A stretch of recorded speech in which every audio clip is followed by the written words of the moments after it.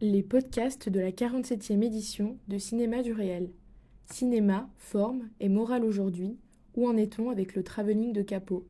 Un débat proposé par la SRF, avec les cinéastes Jean Brechant, Sarah Petit et Stefano Savona, et Occitane Lacurie, chercheuse et critique, modéré par Christophe Cognet. Bonjour, bienvenue à cette 47e édition de Cinéma du Réel. En fin de festival, 10h du matin, c'est un peu tôt. Mais en tous les cas, merci d'être présent. Jean Painlevé, il disait petit public, mais public de qualité. On est très heureux d'accueillir une nouvelle fois la SRF et ses représentants du documentaire, en particulier Christophe Cognet. En fait, le débat, la question est très très intimidante. Où en étant avec le travelling de Capot. En même temps, c'est une manière assez subtile finalement de remettre la mise en scène au cœur des questions et en particulier des questions de morale. Donc Christophe a réuni plusieurs intervenants et je vais lui laisser la parole pour les présenter et lancer la discussion. Merci. Merci Catherine. Et je remercie Catherine, Thomas Choury et le Festival du Réel de nous permettre d'organiser une discussion depuis plusieurs années à la SRF dont on décide ensemble du thème. Je crois que tout le monde sait ce qu'est la SRF, donc c'est peut-être pas la peine de présenter. À la SRF, il y a un collège. Maintenant, il y a des collèges. Alors, il y a un collège documentaire qui représente à peu près 80 cinéastes, donc c'est assez conséquent. On mène des actions pour défendre la place des cinéastes et des réalisateurs dans le cinéma, pour défendre la liberté de création et tout ça. Et il nous a paru, moi je suis le délégué cette année du collège documentaire, il nous a paru avec Jean Brechant, qui est aussi de la SRF, utile de reposer cette question, effectivement, comme dit Catherine, de la place centrale de la mise en scène dans toutes les questions qui concernent le cinéma, y compris la question de l'éthique et de la morale. Qui nous avait semblé ces derniers temps, aussi à juste titre évidemment, concerner d'autres endroits du cinéma. Et on se disait, avec toutes les approches qu'il y a eu ces années d'exigences éthiques des cinéastes, de leur statut, de leur être, de leur façon d'agir, etc., avec leurs techniciens, avec leurs comédiens en fiction ou avec leurs personnages en documentaire, que c'est très bien de recentrer, maintenant que je pense tout ça est d'une certaine façon acquis, de recentrer la question sur la mise en scène. Et évidemment, l'endroit où il y a eu comme une sorte de texte fondateur de cette question de la morale, de la mise en scène, c'est le texte de Rivette, qui est un texte de 62, dont je vais lire un extrait, parce qu'en le relisant, c'est un texte dont on reparle régulièrement, je veux dire. Mais c'est incroyable comme ce texte résonne encore, en fait, avec, je crois, nos problématiques contemporaines, avec les guerres, par exemple, qu'il y a en ce moment en Ukraine ou au Proche-Orient, et voir à quel point la question le texte de Rivette résonne avec les interrogations qu'on peut se poser sur comment faire du cinéma et que peut le cinéma et comment le cinéma doit appréhender ce type de conflit. Voilà, c'est un peu la grande introduction, enfin la grande, elle n'est pas si grande que ça, mais enfin, la première ligne d'introduction, disons, que je voulais faire. Donc j'ai proposé à des cinéastes dont le travail avec Jean nous semblait important, et aussi avec une intellectuelle du cinéma en herbe, que là aussi, dont la réflexion peut nous aider. Donc, comment on dit, de droite à gauche. Stefano Savona, qui est un cinéaste italien, qui a une œuvre importante, qui a fait 7 longs métrages ou 8 longs métrages documentaires, dont les films sont à chaque fois, je trouve, posent des questions importantes, qui a gagné l'Œil d'Or avec Savonirode en 2018, dont le dernier film n'est pas sorti en France, mais a été présenté à Berlin et à l'USAS. Il s'appelle Le mur de Bergame. C'est sur le Covid, en fait, à Bergame.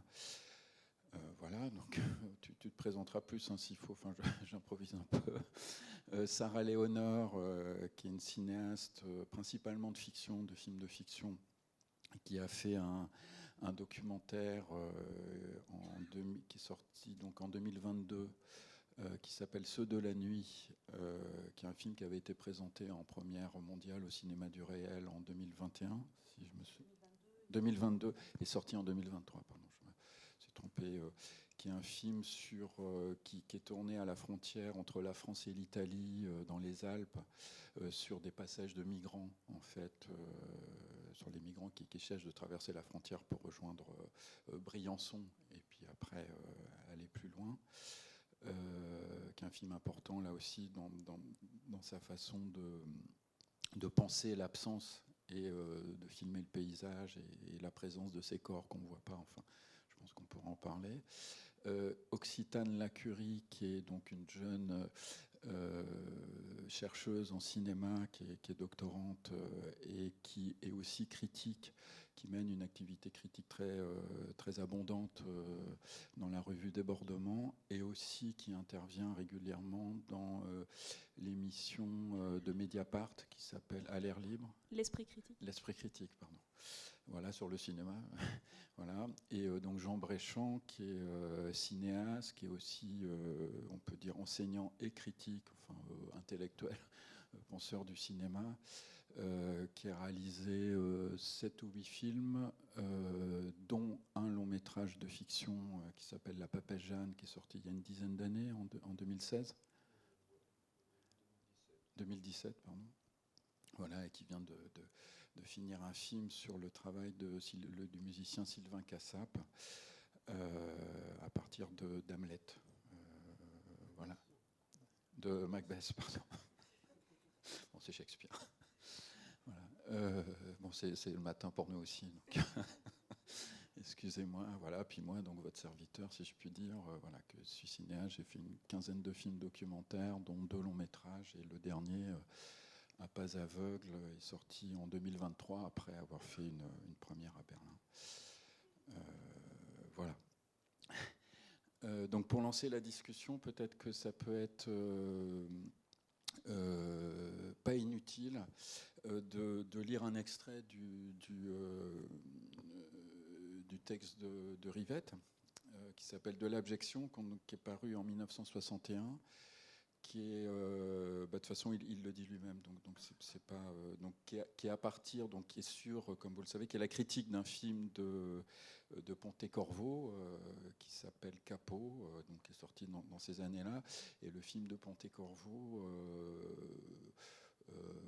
se passe dans un camp de concentration, et d'ailleurs, il est sorti, on pourra en parler, d'ailleurs, un livre récemment d'Edith Bruck, qui est une rescapée italienne des camps, qui a été conseillère sur le film de Pontecorvo à l'époque, en fait. Et ce livre-là, Contre-champ, raconte, alors il raconte pas que ça, mais raconte principalement, enfin si, il raconte le mois qu'elle passe sur le tournage du film à être conseillère de ce film de Pontecorvo, parce qu'elle doit aider les actrices à trouver le ton juste, aider les actrices à trouver l'expression juste qui jouent dans le film, aider aussi Pontecorvo à placer ses figurants, à les choisir, etc.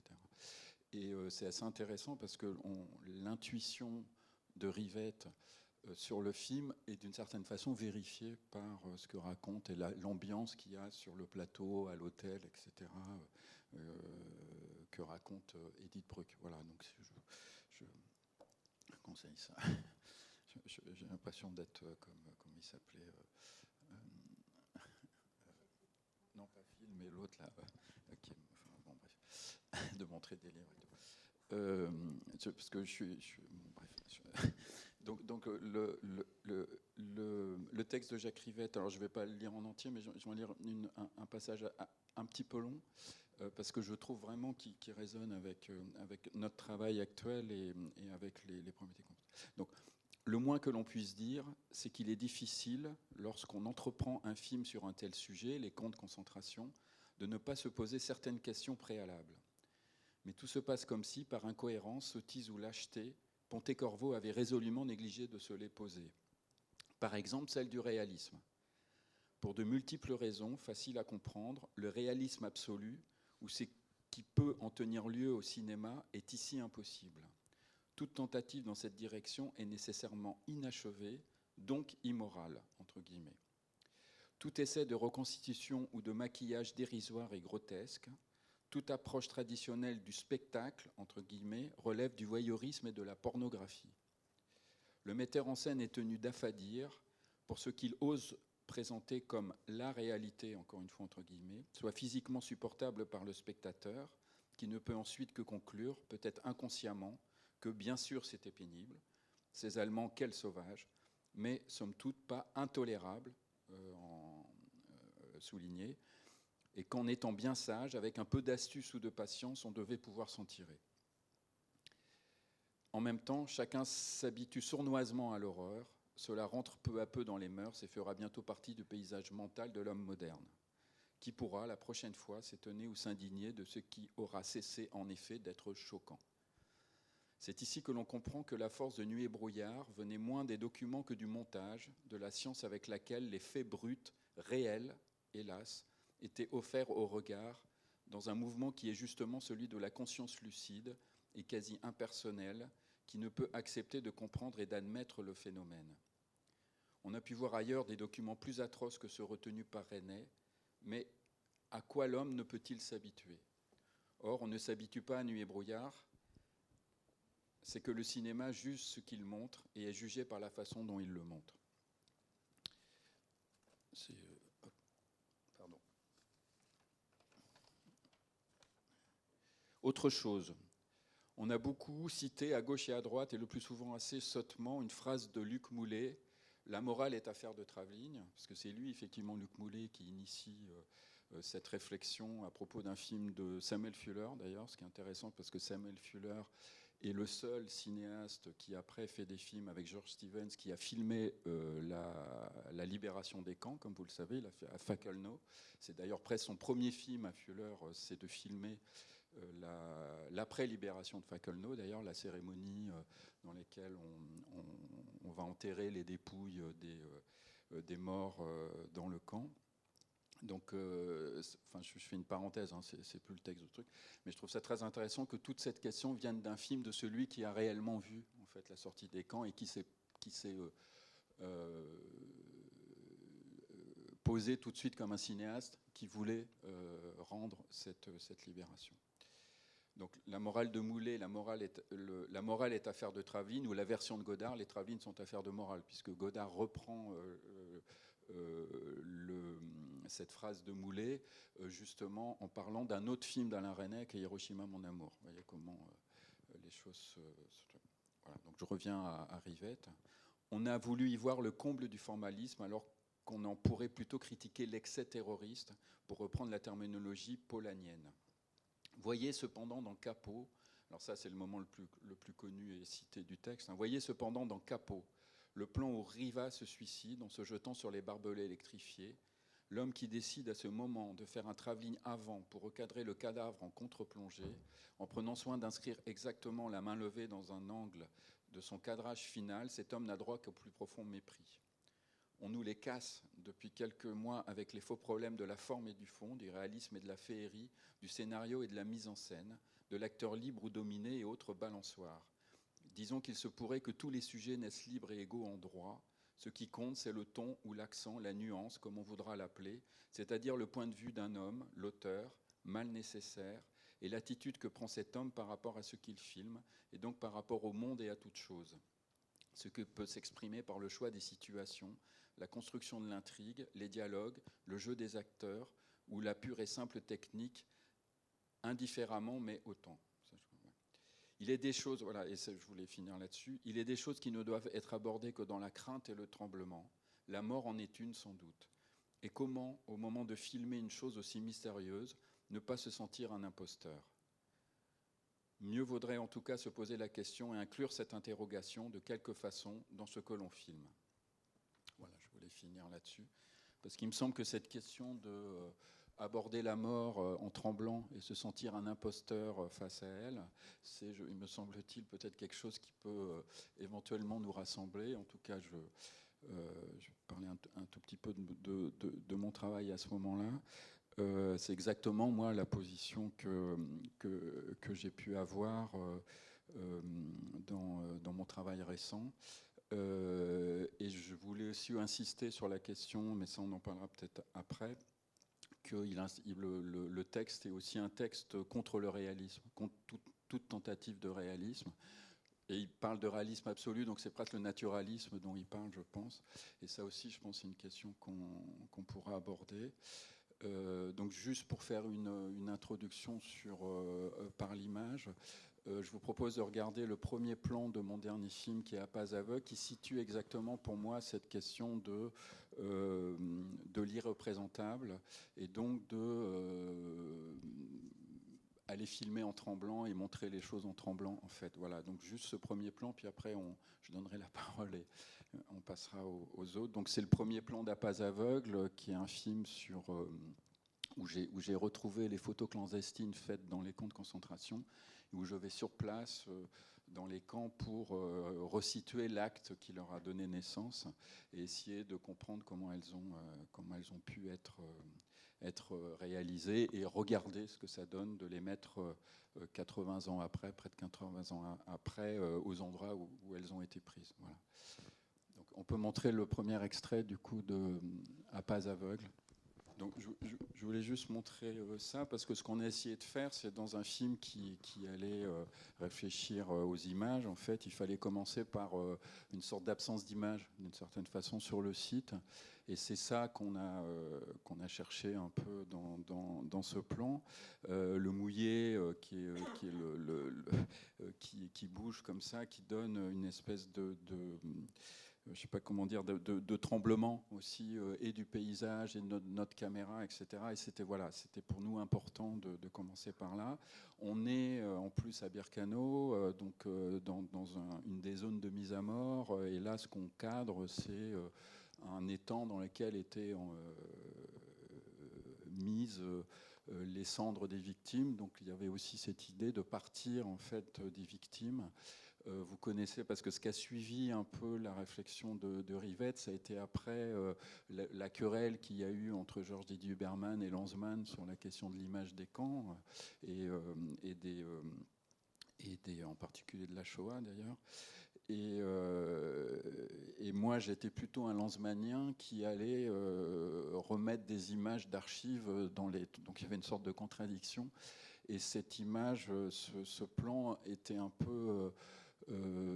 avait cette idée, en tout cas réussie ou pas, je ne sais pas, mais avait cette idée de figurer l'infigurable dès le début, de dire que de toute façon il y a quelque chose qui n'est pas, non pas pas regardable, mais qui n'est pas figurable, ce qui est peut-être le degré au-dessus de cette question. Et tout de suite après, mais je ne voulais pas passer tout l'extrait, parce que aussi pour laisser de la place à tout le monde, et puis c'est un peu plus long, tout de suite après, on va à cet endroit-là chercher, parce que quand la pluie tombe dans cet endroit, elle remue la terre, et il y a les éclats d'os des victimes qui remontent en fait à la surface.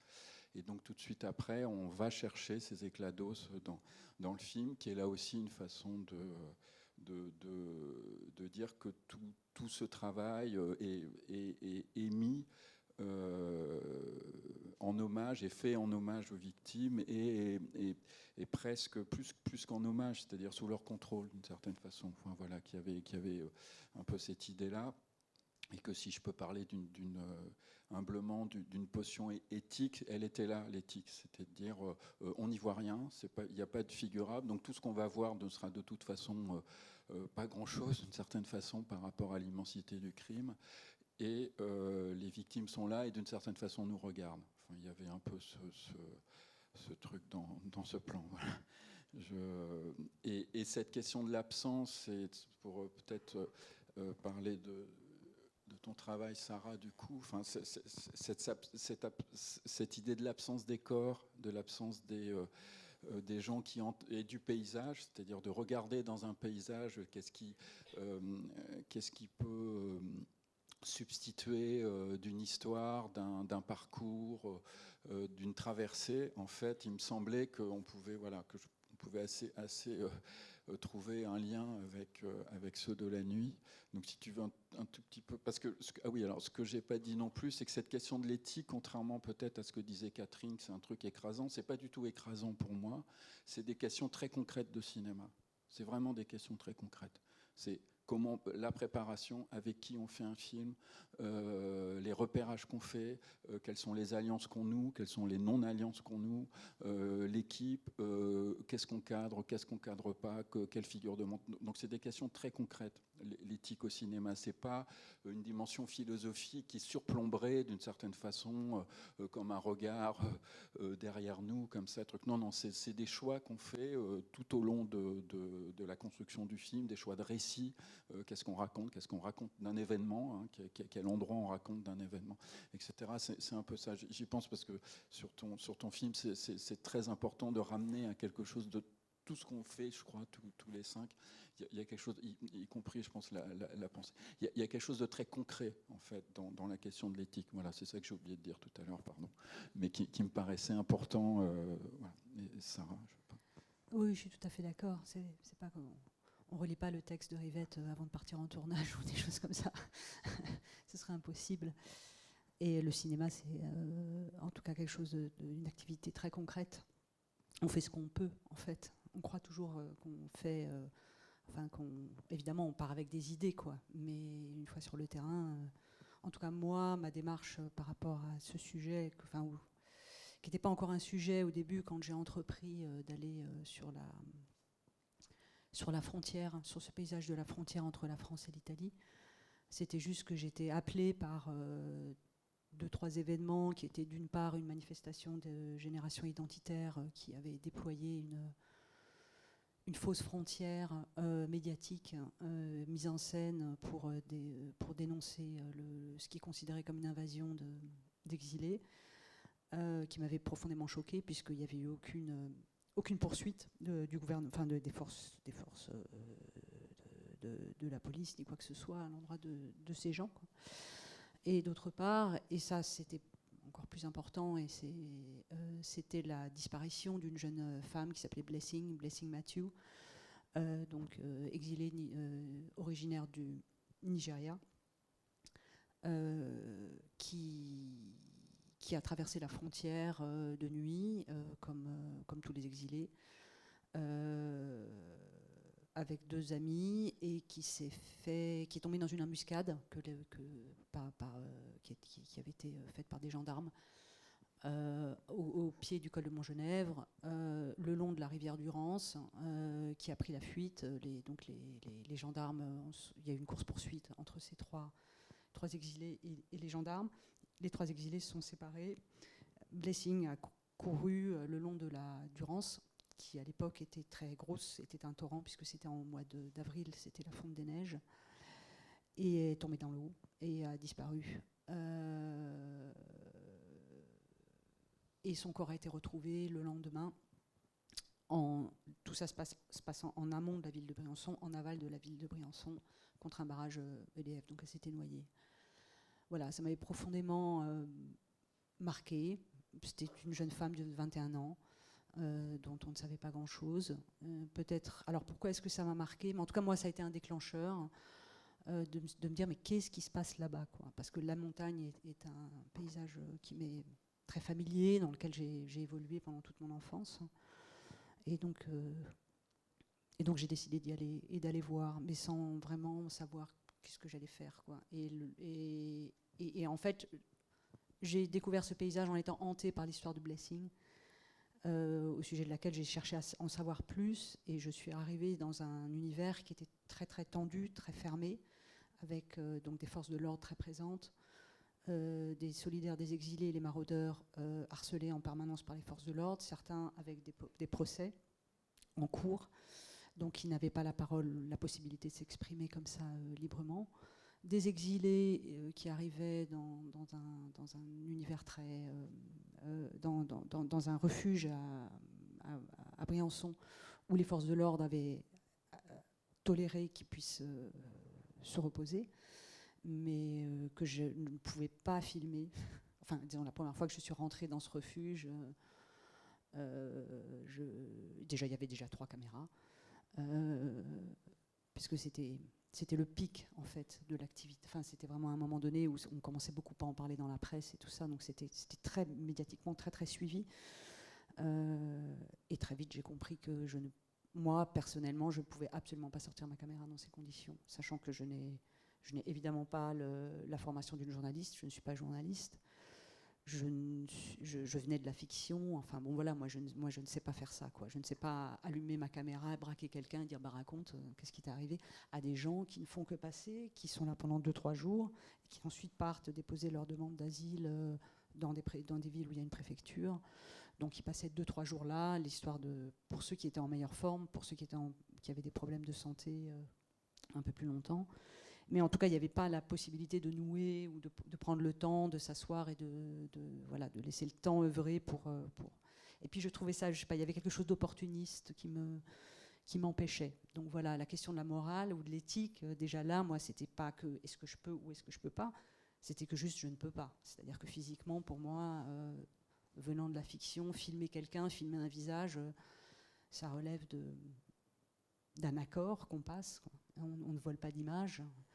Et donc pareil, la question du franchissement de la frontière, comment filmer ça la nuit. Donc la nuit, on voit rien. On peut voir avec des lumières infrarouges, mais alors ça, c'est utiliser l'outil de la police, enfin des forces de l'ordre, et donc du coup d'être assimilé à quelque chose de plus puissant que l'exilé, donc être en surplomb, être... C'est important, cette question du regard. C'est de quel regard on procède, en fait. Exactement, ouais. Ouais. Donc il y avait ça, il y avait évidemment le danger. Moi, je ne voulais pas faire jouer l'aventure. Je ne suis pas super courageuse, je n'avais pas envie de me faire embarquer. Et puis le fait de mettre en danger les exilés eux-mêmes, avec vouloir les suivre avec la caméra. Enfin bref, il y avait quelque chose d'absolument impossible. Qui fait que, bon, au bout d'un moment, je me suis posé toutes ces questions. J'ai beaucoup échangé parce que j'étais entièrement seule aussi. Hein. J'avais décidé d'entreprendre ce film seule. Donc c'est en discutant avec les producteurs au téléphone, on échangeait beaucoup et on discutait beaucoup. J'en étais arrivée à la conclusion que la seule manière que je pouvais dont je pouvais aborder cette question, c'était d'être à ma hauteur, enfin d'être à la hauteur, enfin de me mesurer, moi, Sarah Léonore, grande comme ça, dans un paysage énorme, et de me dire, ben voilà, je suis là, et je reste à cette hauteur. Je n'essaie pas d'être au-dessus, en dessous, enfin, biaisé avec le truc. Je suis là, et j'ai commencé à faire des longs plans comme ça du paysage, en pensant à Blessing, et à reconstituer finalement le trajet de cette jeune femme, d'après ce que j'en avais appris, puisque j'avais rencontré pas mal de gens qui avaient pu réunir un certain nombre d'éléments, en disant, bon voilà, elle est passée par là, elle est passée par là. J'ai filmé la Durance, la rivière, depuis sa source, voilà, et je me dis, elle est là, elle est quelque part, elle est dans le paysage. Et c'est une question de temps, de rythme, je vais la faire apparaître. J'ai une espèce de foi complètement... Enfin, presque comme croire dans un esprit ou je ne sais quoi, enfin quelque chose de surnaturel presque qui m'a poussée à partir dans un film sur le paysage, en fait. Et avec l'ambition de me dire, avec la force du cinéma, je ferai apparaître une image, mais dans l'esprit du spectateur, de Blessing. Et, juste pour terminer, par ricochet aussi de ceux qui ne pouvaient pas prendre la parole, qui ne voulaient pas être filmés, à savoir les exilés, mais aussi les maraudeurs, à qui j'ai proposé de faire des entretiens que je n'utiliserais pas. Évidemment, je ne les filmais pas, je les enregistrais, et je ferais redire leurs propos par des acteurs, de telle manière à ce que ça libère leurs paroles. Voilà. Et c'est comme ça qu'est né le film.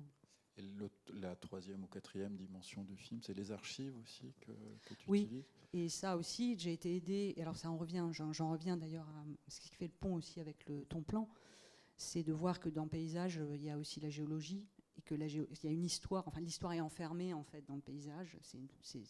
Et ça, c'est un trajet que j'ai fait grâce à la découverte et à la lecture à ce moment-là du travail d'Élisée Reclus, et notamment deux textes qui ont été fondamentaux pour moi, qui étaient Histoire d'une montagne et Histoire d'un ruisseau, et où il y a de très belles choses qui sont dites et notamment sur la géologie et l'histoire, et sur chaque caillou qu'on ramasse a une histoire de millions d'années, et que ces histoires, il y a plein de cailloux différents, et tout ça, ça a créé le paysage, et que tout ça renferme sa propre histoire, et que donc le paysage est une histoire, enfin a son histoire, qui sont une accumulation de plein de choses, quoi. Et finalement, j'ai pris à la lettre Élisée Reclus, déjà en faisant un film sur le paysage, mais aussi en me disant, mais en fait, il y a une profondeur aussi, et une profondeur temporelle. Et cette profondeur temporelle, en fait, il y a une cinémathèque des images de montagne qui se trouve à Gap, qui se trouve dans ce territoire, et dans lequel j'ai commencé à piocher des images de la Durance, du col de Montgenèvre, mais à d'autres époques. Et c'est comme ça que j'ai construit et que j'ai cherché à donner une espèce d'épaisseur historique finalement au lieu, pour mieux parler et pour mieux finalement faire voir la frontière, quoi. Et ça allait jusqu'à utiliser des images d'un film qui est un très beau film de Pietro Germi qui s'appelle Le chemin de l'espérance, qui date des années 50 et qui déjà raconte l'exil d'une famille de Siciliens qui remonte toute la botte de l'Italie, et qui arrive à la fin du film au col de Montgenèvre, et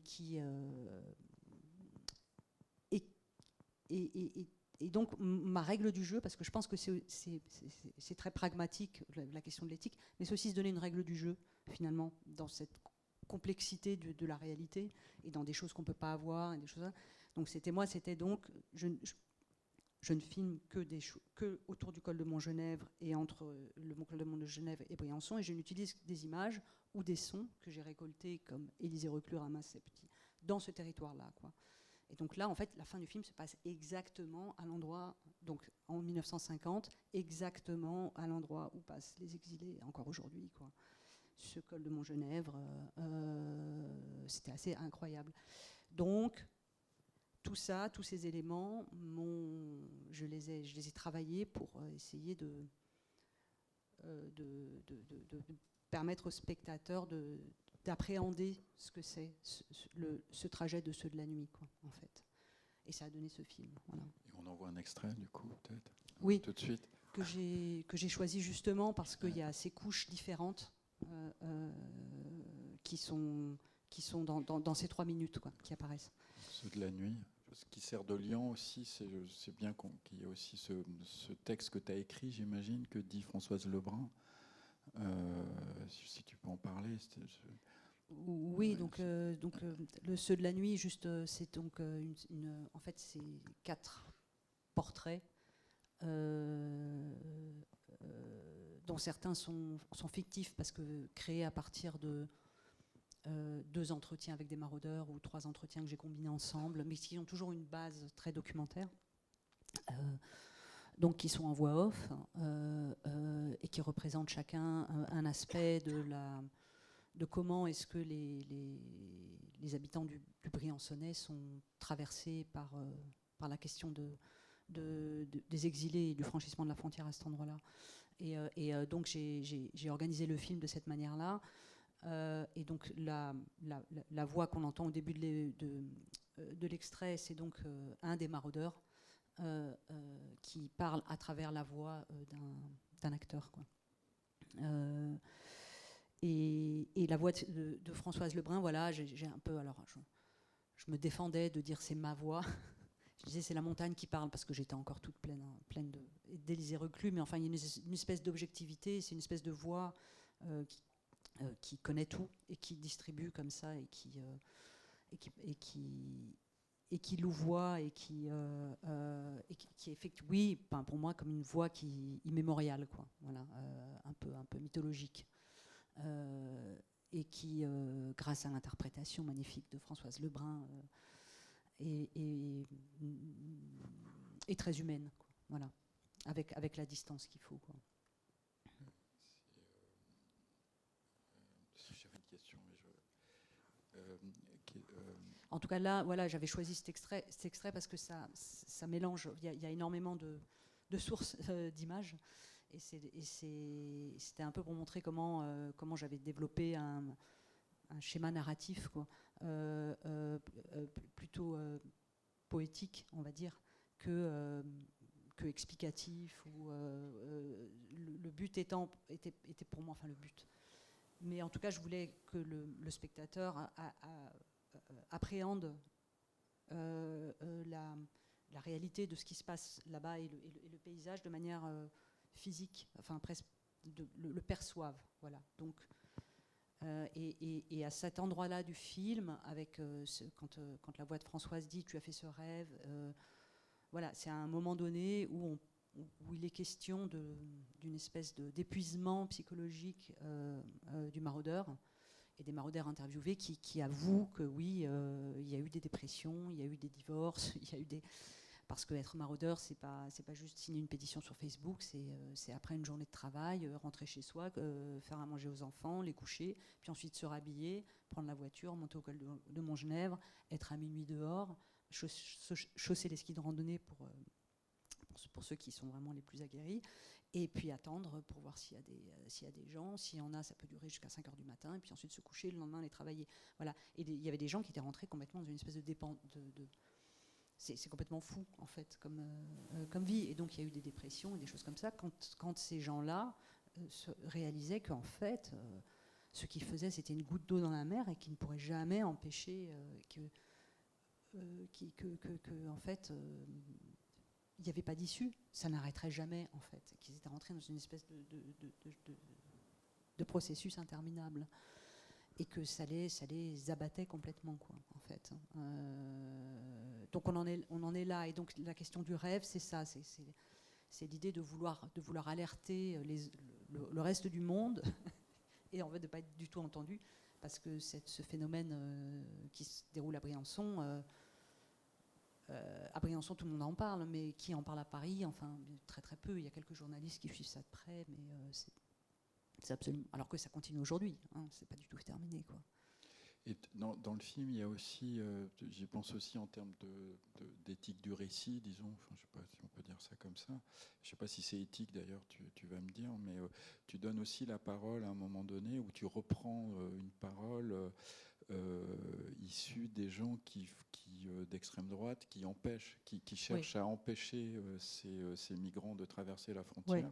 Ouais. Et alors, je me suis presque entendu à un moment donné que tu mettes même la parole de gendarme, mais on n'en a pas vraiment. Mais en tout cas, il y a cette parole-là qui est très importante. Si tu donnes la parole d'un lieutenant, mais des années... du 19e siècle. 19e siècle. Donc le lieutenant, un lieutenant qui témoigne, qui était dans une caserne et qui, lui, venait en aide aux Piémontais, puisque avant les Piémontais, enfin il y avait les Piémontais, il y a eu les Siciliens, il y a eu enfin voilà, c'était... Chaque époque avait son...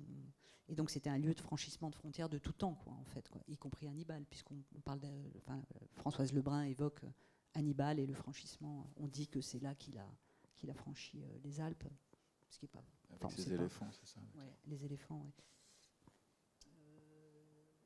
Oui, et donc évidemment, oui. Bah, alors, la question de l'éthique, parce que ça c'est quelque chose, on en a parlé avec les producteurs et avec... c'était un vrai sujet, c'est-à-dire, dans mon optique à la Élysée-Reclus, de ramasser, puis là il y avait une pierre pas vraiment belle, qui pourtant était bien là, quoi. Donc qu'est-ce que je fais? Est-ce que je les mets ou est-ce que je les mets pas, quoi? Surtout qu'il n'y a que leur voix. Alors c'est pas moi qui suis allée les voir, peut-être que c'est... Mais je voulais pas, parce que pour moi c'était pas le sujet, et ça allait faire... ça allait leur donner trop de l'importance, justement. C'était tout simplement quelque chose que j'ai glané, là aussi, à la Élysée-Reclus, sur Internet. Dire, bah, tiens, ils ont dit ça après leur happening sur la frontière. Et Et c'est à la fois, d'ailleurs, un propos d'une grande banalité, mais d'une grande violence dans sa banalité. Est-ce que je le mets, est-ce que je le mets pas, est-ce que je le mets, est-ce que je le mets pas? J'ai décidé de le laisser. Et on me l'a reproché, et d'autres ont dit non, c'est pas... Enfin, voilà. Et d'ailleurs, en fait, c'est plutôt les gens très militants d'extrême gauche qui me l'ont reproché. Ce à quoi je me suis permis de leur rétorquer que moi j'étais pas là pour faire des films pour leur faire plaisir ou pour c'est-à-dire que ça sert à rien de faire un film où tout le monde voit ce qu'il veut y voir et pas ce qu'il ne veut pas y voir. C'était pas la question. C'était que ces gens-là ils sont là, donc il faut pas pour moi c'était pas non plus leur donner une plateforme immense. Surtout qu'on comprend quand même assez rapidement l'absurdité de ce qu'ils profèrent. Enfin, je fais confiance. Dans ce cas-là, j'ai décidé de faire confiance au spectateur. Ça aussi, c'est un principe éthique qui est que le spectateur n'est pas débile. Et on a bien compris ma démarche, en fait, en décidant de laisser cette parole Donc extrémiste dans le film. Ouais, ça donne un contraste et je trouve que ça rend encore plus dangereux la traversée, puisque même ceux qui les aident, parce qu'en fait ce qu'ils racontent, c'est qu'ils effacent les traces que laissent les maraudeurs pour aider les gens à passer. Ils mettent des couleurs sur des sentiers, des choses comme ça, et que ces gens font des actions pour enlever ces traces, en fait, pour que les migrants se perdent, en fait. Et je trouve qu'au moins, à minima, ça rajoute le danger extrême de ces gens que courent ces migrants en traversant la frontière. En fait. Donc pour moi, ça fait tout à fait partie du film si on le prend dans ce sens-là, c'est-à-dire de l'hommage que tu leur rends. C'est un film qui rend hommage aussi à ces migrants d'une certaine façon. Absolument, oui, tout à fait. Et oui, et ça revenait aussi à quelque chose. Enfin, moi, j'ai perçu beaucoup de choses. Là-bas, mais des choses qu'on peut pas filmer, quoi. Enfin, par exemple, comment filmer je sais pas, à certains moments, j'étais en train de travailler au bord d'un chemin ou je ne sais quoi, puis d'un coup, je voyais des immenses pick-up un peu à l'américaine avec des types crâne rasé et avec ils avaient tous des anoraks bleus ciel comme ça, quoi, et qui traversent la route, qui prend la route forestière à 80 à l'heure. C'est tout juste s'ils n'avaient pas la carabine. Enfin, on était aux États-Unis, enfin, on était en Amérique, quoi. C'était absolument dingue comme apparition violente comme ça, et pouf, qui disparaissait. Je dis oui, mais ça, je peux pas le capter moi avec ma caméra, donc ils sont là. Je veux dire, je les voyais bien qu'ils étaient là, quoi. Donc, il y a un moment donné, si je voulais aller au bout de ma démarche, il fallait que je le fasse, quoi, et que je les fasse apparaître d'une certaine manière. Je propose qu'on passe au travail de Stefano, peut-être. Alors, je t'ai un petit peu présenté rapidement tout à l'heure. Tu es un des cinéastes que je trouve les plus courageux physiquement, parce que tu vas sur place quand des événements arrivent.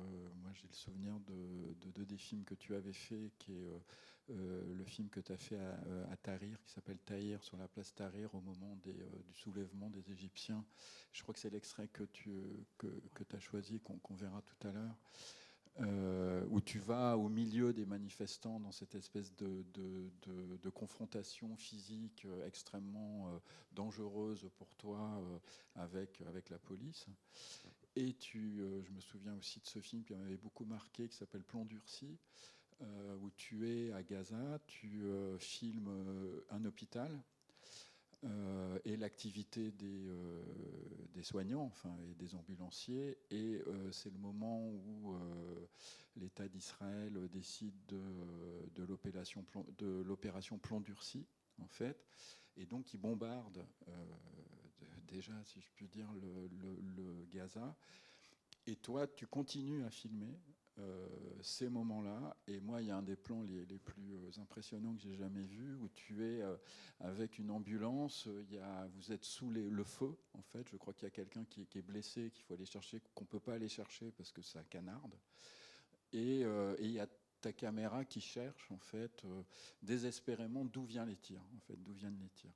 Et s'il y a un plan de ce qu'est la guerre, je trouvais que c'était un des plans les plus emblématiques de ce qu'est la guerre, c'est-à-dire on n'y voit rien, mais physiquement on est en danger en fait. Enfin, je trouve qu'il y avait ça. Voilà.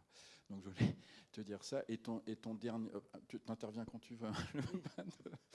Et ton dernier film se passe à Bergame, donc ça, c'est le mur de Bergame, et c'est pendant le Covid, et tu vas filmer dans ce film des gens dans l'hôpital qui sont dans des intubateurs et qui sont en train de mourir en fait. Il y a la première partie du film, voilà. Donc toutes ces questions tous ces plans que tu as faits, je veux dire, amènent voilà, des questions éthiques. C'est comment on filme la mort, comment on filme la guerre, comment on filme une insurrection. Voilà, Oui, en fait, je vais... C'est toujours la question par rapport au film qu'on fait, mais c'est toujours une question de vie ou de mort quand on fait des films. En fait, je reviens au début au fait qu'on est des imposteurs, il faut savoir avoir cette sensation d'être quand même des imposteurs et qu'on est quand même en train de faire quelque chose qui est le documentaire. C'est ça la grande différence. Enfin, il y a un peu de ça dans la fiction aussi, mais il y a sans doute dans les documentaires, on est en train de filmer quelqu'un qui est en train de vivre. Donc, le fait de filmer le cinéma, c'est la mort au travail, et c'est la mort au travail quand même, enfin, même si on filme quelqu'un qui est jeune. Et du coup, l'aspect éthique est là, et toute la peur de faire ce travail, et la difficulté, l'angoisse, on la connaît, ça nous a mangé, je pense, ça nous a empêché de dormir, et c'est quand même, ça fait partie du travail, je pense, ça fait partie de notre métier, justement faire face de manière contextuelle, dynamique, au cas par cas, avec cette impossibilité d'être, moi je pense, d'être pur, de rester pur et de rester propre par rapport à ce travail-là. Enfin, on fait un travail qui est quand même imbriqué dans cette question. Et l'idée qu'on puisse, enfin, je fais face à cette problématique aussi, pas juste quand je fais des films, mais quand j'enseigne le cinéma. Et les gens sont quand même terrorisés par ça. Justement, je pense. Enfin, il faut quand même... Mais je pense que le message, que si on se tient à une certaine propreté, si on ne fait pas surtout un certain nombre de choses, tout va se bien passer. Donc, si on s'était une certaine, je sais pas, liturgie, donc si on fait pas ça, on fait pas ça, on fait pas ça, on fait pas ça, on filme pas ça, on demande ça, à la fin, on n'aura pas commis un crime ou un péché grave, et donc on n'aura pas de film surtout. Et je pense que la morale ou l'éthique quand on fait des films, ça va bien au-delà de ça. Et donc, moi je vois dans les écoles de cinéma, de plus en plus d'ailleurs, enfin, ça fait une vingtaine d'années que j'enseigne, et de plus en plus on pense, enfin c'est devenu courant, et de penser que les choix les plus éthiques, ce n'est pas allumer la caméra du tout, et de rester avec sa bonne conscience, ses bonnes intentions, et moins et aveugle face à quelque chose que, du moment qu'on commence à les filmer, on est en train de les salir avec son regard. Donc ça fait partie quand même... évidemment, chaque fois qu'on allume une caméra, on sait qu'on est en train de faire une violence. Enfin, c'est un travail d'aventurier, je pense, quand même. Si on fait des documentaires, c'est parce qu'on a des curiosités qui sont... Enfin, on a un désir. C'est jamais très propre, le désir, ni la curiosité. surtout donc, que le désir est de l'inconscient, hein, donc en plus, oui, on n'est pas pourquoi toujours on filme moi, parfois, j'ai filmé des choses juste parce que je ne voulais pas m'empêcher de les filmer. Je savais que c'était limite. Et après, je me suis dit, je vais couper au montage. Et après, au montage, je me suis dit, mais quand même, je l'ai filmé. Et il est là. Et pourquoi et je l'ai gardé. Et après, dans les films, cette chose est restée. Et je l'assume. C'est pas, je pense qu'on n'est pas des prêtres. Tant qu'on se tient à une liturgie, et on fait notre messe. De toute manière, la réalité avec ces contradictions, on la lise, ça devient Dieu. Et nous, on fait la messe. Et tant qu'on se tient à la liturgie, tout va aller bien. Non, on est autre chose. On est à la limite. On est censé être. Et les gens qui se font filmer de nous demandent d'être aussi. Parce que ça, il y a un autre niveau de l'éthique. Parce que quelqu'un qui accepte d'être filmé, je pense qu'il veut du respect, évidemment, mais il veut autre chose que du respect. Il se confie à nous parce qu'il veut quand même que son image puisse être amenée quelque part. Parce qu'on nous fait confiance qu'on voit quelque chose que les autres ne voient pas. Donc on doit risquer d'être des prophètes, donc avec tous les risques du métier. On peut être ridicule, on peut se tromper, on doit accepter ça dès qu'on fait des films. Parce que si on est des prêtres, on ne fait pas des films, on fait autre chose. Et justement, on n'est pas l'auteur de la tâche. Parce que moi, quand je filme quelqu'un, la plus grande difficulté, c'est de garder la réalité de son histoire, la spécificité de son histoire, mais aussi de réussir à transformer cette histoire, à la transfigurer pour la rendre universelle. C'est pas rien. Et je pense que les gens sentent ça. Et confient quand même qu'on est en train de faire du cinéma. Ils aiment l'idée qu'ils font partie de quelque chose qui est du cinéma. Et donc, ils ne demandent pas qu'on soigne les petits trucs pour être précis. On demande d'être transfiguré, d'être amené ailleurs, et surtout des gens qui souvent ont subi des choses graves, ou sont en train de subir quelque chose de grave. Je pense qu'on nous demande d'être aidés à aller au-delà de ça, et donc être projeté au-delà de quelque chose. Dans le cas de Bergame, c'était évident parce que les quotidiens étaient horribles, c'était la mort. Et nous, dans ce cas, c'était moi et mes ex-étudiants avec qui on avait théoriquement, pas théoriquement au début, mais après avec leur film de fin d'études, ils savaient affronter, chacun savait faire face à ces problèmes de l'éthique. C'était les problèmes principaux. Et c'était aussi un problème de mise en scène, parce qu'après, on y arrive. Et là, ensemble, on était en face de la version la plus extrême de cette question éthique. Mais on s'est rappelé qu'il fallait quand même que si quelqu'un acceptait d'avoir quelqu'un de nous, parce que chacun suivait un personnage, une personne en train de faire un travail.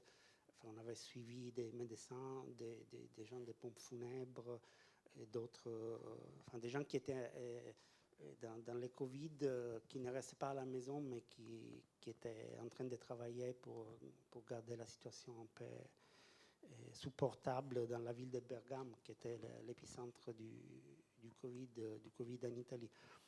Et donc, on sentait aussi la responsabilité d'être à l'auteur de ça. D'être d'une certaine manière, d'aider cette personne à aller au-delà de cette période terrible, en projetant quelque chose vers le futur, vers un moment. Nous, on était une certaine lumière qui montrait que cette histoire qui était pour eux insupportable, qu'on aurait pu la raconter, mais on aurait dû la raconter bien. Parce que l'aspect du travelling, c'est un aspect de l'esthétique cinématographique, mais c'est pas. Il y a aussi toute l'esthétique de la narration. C'est pas et donc, même dans la construction d'un récit, on est censé faire quelque chose qui marche, qui est bien. Dans ton film, il y avait cette question très forte quand il y a un des personnages, un des peintres, qui dit il faut que ce soit beau. Et du coup, il faut des diagonales, l'espace Picasso, il appelle. Et donc il faut que ce soit beau, justement parce que c'est terrible, et donc il ne faut pas que les gens partent. Je synthétise. Et c'est quelque chose qu'on peut être d'accord ou pas. D'ailleurs, il y a un autre personnage qui dit qu'il n'y a pas d'esthétique. Il n'y avait pas d'esthétique, il nie complètement la possibilité qu'il y a de l'esthétique, qu'on puisse parler d'esthétique dans les camps de concentration. Il y a d'autres qui disent très bien que c'est un noir et blanc. Enfin, on ne peut pas utiliser la couleur. Et c'est des points de vue, chacun de ces points de vue, c'est respectable. Et il est possible, je pense que c'est respectable, même s'ils ne savaient pas vécu dans les camps de concentration. Mais je pense que ce soit pour un peintre ou pour un cinéaste, je pense que chaque sujet, chaque relation au sujet définit sa nouvelle éthique d'une certaine façon. Voilà. C'est pour ça que c'est des questions très concrètes. Et comme tu parlais de prêtre et de liturgie, il n'y a pas un principe général qui viendrait à tous les coups nous dire où on met notre caméra, comment on raconte un récit et tout. C'est à chaque fois une nouvelle problématique. Et à chaque fois, on est un nouvel imposteur. Et c'est pas parce qu'on a fait 10 films avant qu'on n'est pas un imposteur sur le prochain film, etc. Et c'est ça qu'on construit. Et je pense que surtout, l'éthique n'est pas une question de bonne manière. Oui, c'est ça. Enfin, c'est que parfois, on ne parle même pas de certains sujets parce qu'on ne veut pas se salir les mains. C'est très dangereux, ça. Justement parce que l'éthique, c'est une question de prise de risque et d'être là et de risquer de faire des choses qui ne sont pas bien, dont on aura honte. On va voir un extrait de ton film peut-être d'abord en termes de risque. Et tout. Je pense que donc c'est un extrait de Tahrir qu'on voit. Moi, je trouve ce plan extraordinaire où tu suis la fille qui amène les pierres là jusqu'à. Alors on n'est pas encore à l'endroit vraiment et on croise les blessés. Qu'est-ce qui se passe toi quand tu es sur place que tu décides de la suivre en fait? Pourquoi? C'est toujours, je pense, une des manières de minimiser cette idée de l'imposture, c'est toujours d'établir d'abord des relations et de suivre, d'avoir des vecteurs. Justement, moi, j'ai toujours fait des films sur des situations qui ne sont pas les miennes. Là, aujourd'hui, l'autre question éthique majeure en ce moment, c'est toi les droits, toi pas les droits de raconter une histoire. C'est toujours l'autoportrait, on peut, autre chose, on ne peut pas. Pour des raisons qui nous échappent, en fait. Comme si l'autoportrait, c'est le seul portrait fidèle. Depuis quand, en fait? Enfin, moi, je pense que mon voisin connaît mon visage beaucoup mieux que moi, qui ne le voit pas, parce que je vois juste son image. Moi, j'ai cette tâche-là, je pense que j'étais de l'autre côté du visage, parce que je le vois sur le miroir. Donc, mon voisin qui me voit passer, qui me connaît même pas trop, sait de moi, de qui je suis. Je ne sais beaucoup plus par certaines choses que moi-même. Donc, il a le droit de faire un film sur son voisin, s'il veut. Ça ne va pas être les films que je peux faire sur moi, dans mon intériorité, qui est la chose la plus surestimée qu'il y a au monde, l'intériorité.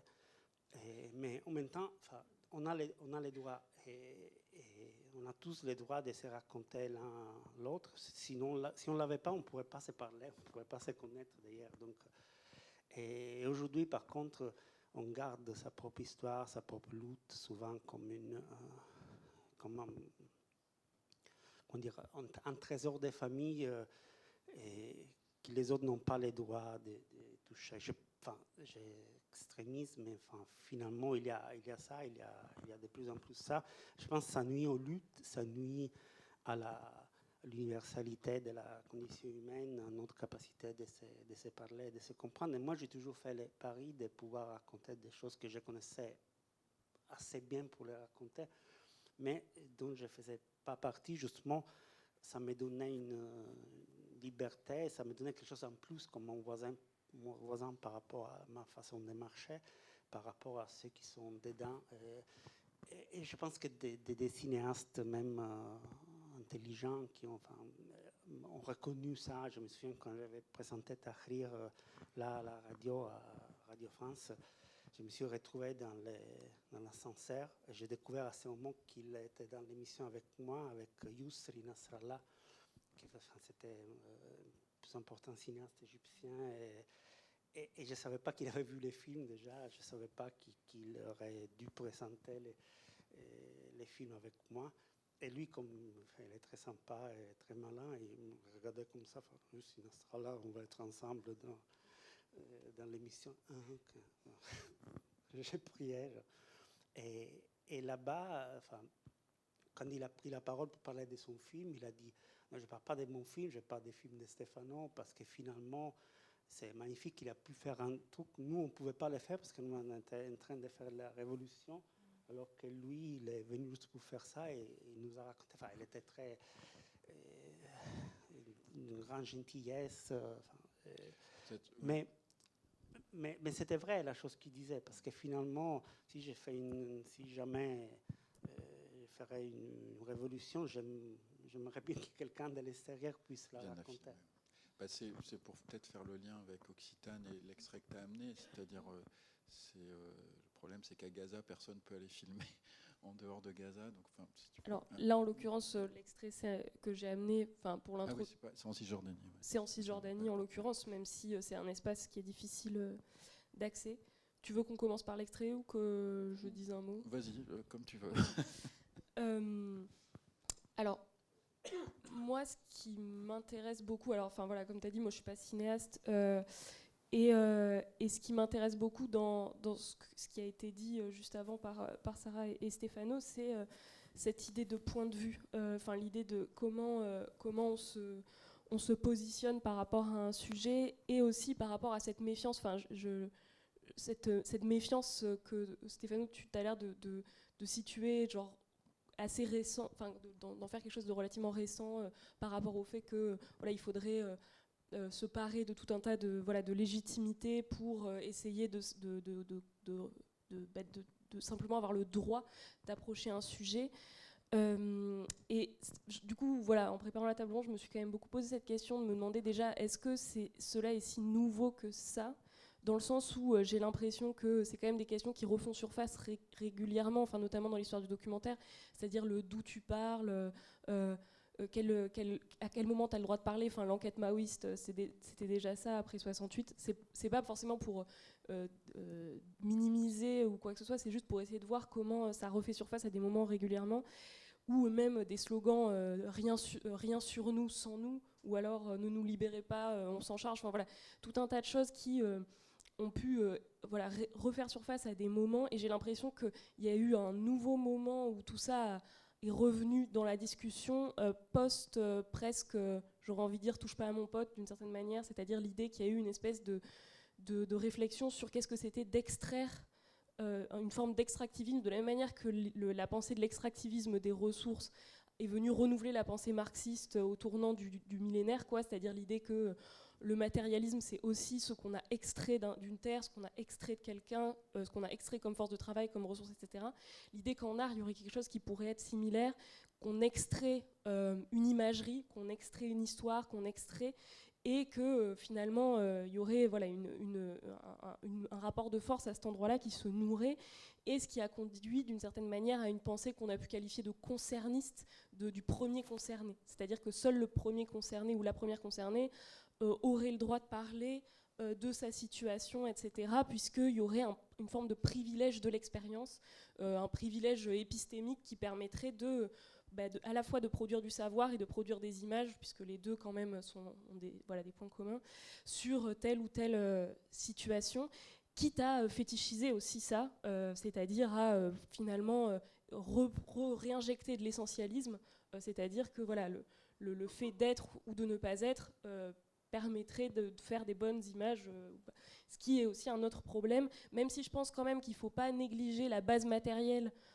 qui existe à l'identité, c'est-à-dire que l'identité, ce n'est pas un absolu, évidemment, je ne suis pas là pour dire ça, mais qu'il y a une base matérielle à quand même à avoir vécu, à avoir traversé l'existence suivant un certain nombre de coordonnées. Je pense que ça, quand même, on peut s'accorder là-dessus, Pour autant, je pense que voilà, c'est quand même quelque chose à complexifier et que je pense qu'il ne faut pas non plus balayer complètement ces méfiances et ce truc-là d'un revers de la main. Enfin, je pense que c'est important de l'historiciser. Enfin, pourquoi d'un coup ça s'est remanifesté aussi fort et ça se manifeste aussi fort maintenant. Enfin, j'ai l'impression qu'on peut, je veux dire, critiquer ça sur le plan voilà, d'une forme de crispation, etc. Pour autant, est-ce qu'on peut aussi se demander si c'était pas déjà d'une certaine manière un petit peu présent dans les lectures qu'il y a pu avoir du texte de Rivette, pour y revenir, c'est-à-dire sur aussi des questions de représentation. Dans la lecture du texte de Rivette, ce truc par rapport au réalisme, c'était aussi un problème de représentation. Notamment dans la lecture qu'a pu en faire Danet sur la corpulence, quoi, très basiquement des déportés, des acteurs qui jouent les déportés. Voilà. Donc l'idée qu'il y aurait quand même quelque chose. Même une inquiétude par rapport au fait de pouvoir parler qui était déjà présente au moment où quand René il s'adresse à Jean Quérol pour écrire Nuit et brouillard avec lui, dans les textes de René, on sait que c'est aussi une volonté de ne pas dire n'importe quoi, très, très basiquement. Mais ça dépasse ça, justement, Rivette, parce que quand on lit le texte d'Edith Bruck, qui, elle, est conseillère, donc il prend une conseillère qui connaît, etc. Et comme tu disais, c'est pas une histoire de bonne manière, ou c'est pas une histoire de faire comme si, et d'avoir l'exactitude, d'une certaine façon, d'un témoignage qui viendrait de quelqu'un qui aurait qui pourrait raconter. On voit que la question demeure entière, en fait, puisque c'est une question de relation, en fait, et de relation entre plusieurs, entre des gens filmés, un filmeur et une histoire et un sujet, etc. Et que tout est affaire de relation et pas juste d'une personne seule, en fait. C'est ça, à mon avis, que peut-être il y a une voie de compréhension de ces questions. Et c'est, comme tu le dis très bien, une question de représentation, c'est-à-dire de mise en scène, effectivement, et que tout est là, en fait. Et de comment, en fait, et de mise en scène et de récit, d'ailleurs, c'est les deux en même temps, c'est comment quelque chose peut advenir de cette relation qu'on a entre nous dans une œuvre qui fait que quelque chose de l'événement, de la tragédie, de la mort, va avoir une trace, un tant soit peu intéressante, disons ça comme ça. Voilà, je pense que c'est là.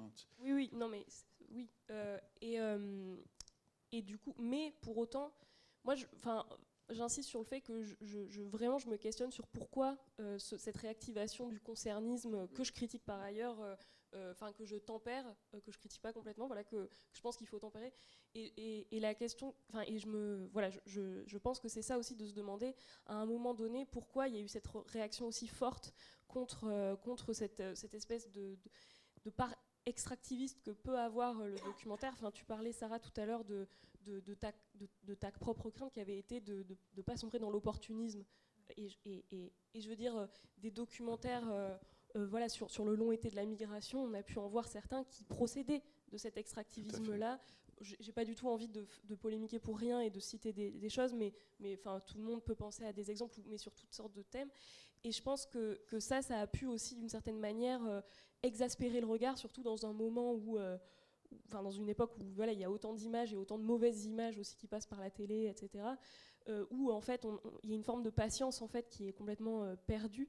Et pour préparer la table ronde, je relisais un texte de Serge Danet qu'il a donné à la revue d'études palestiniennes en 91. Donc en fait c'était juste après le moment où il avait élaboré tout au long de l'année 91 ce concept de visuel.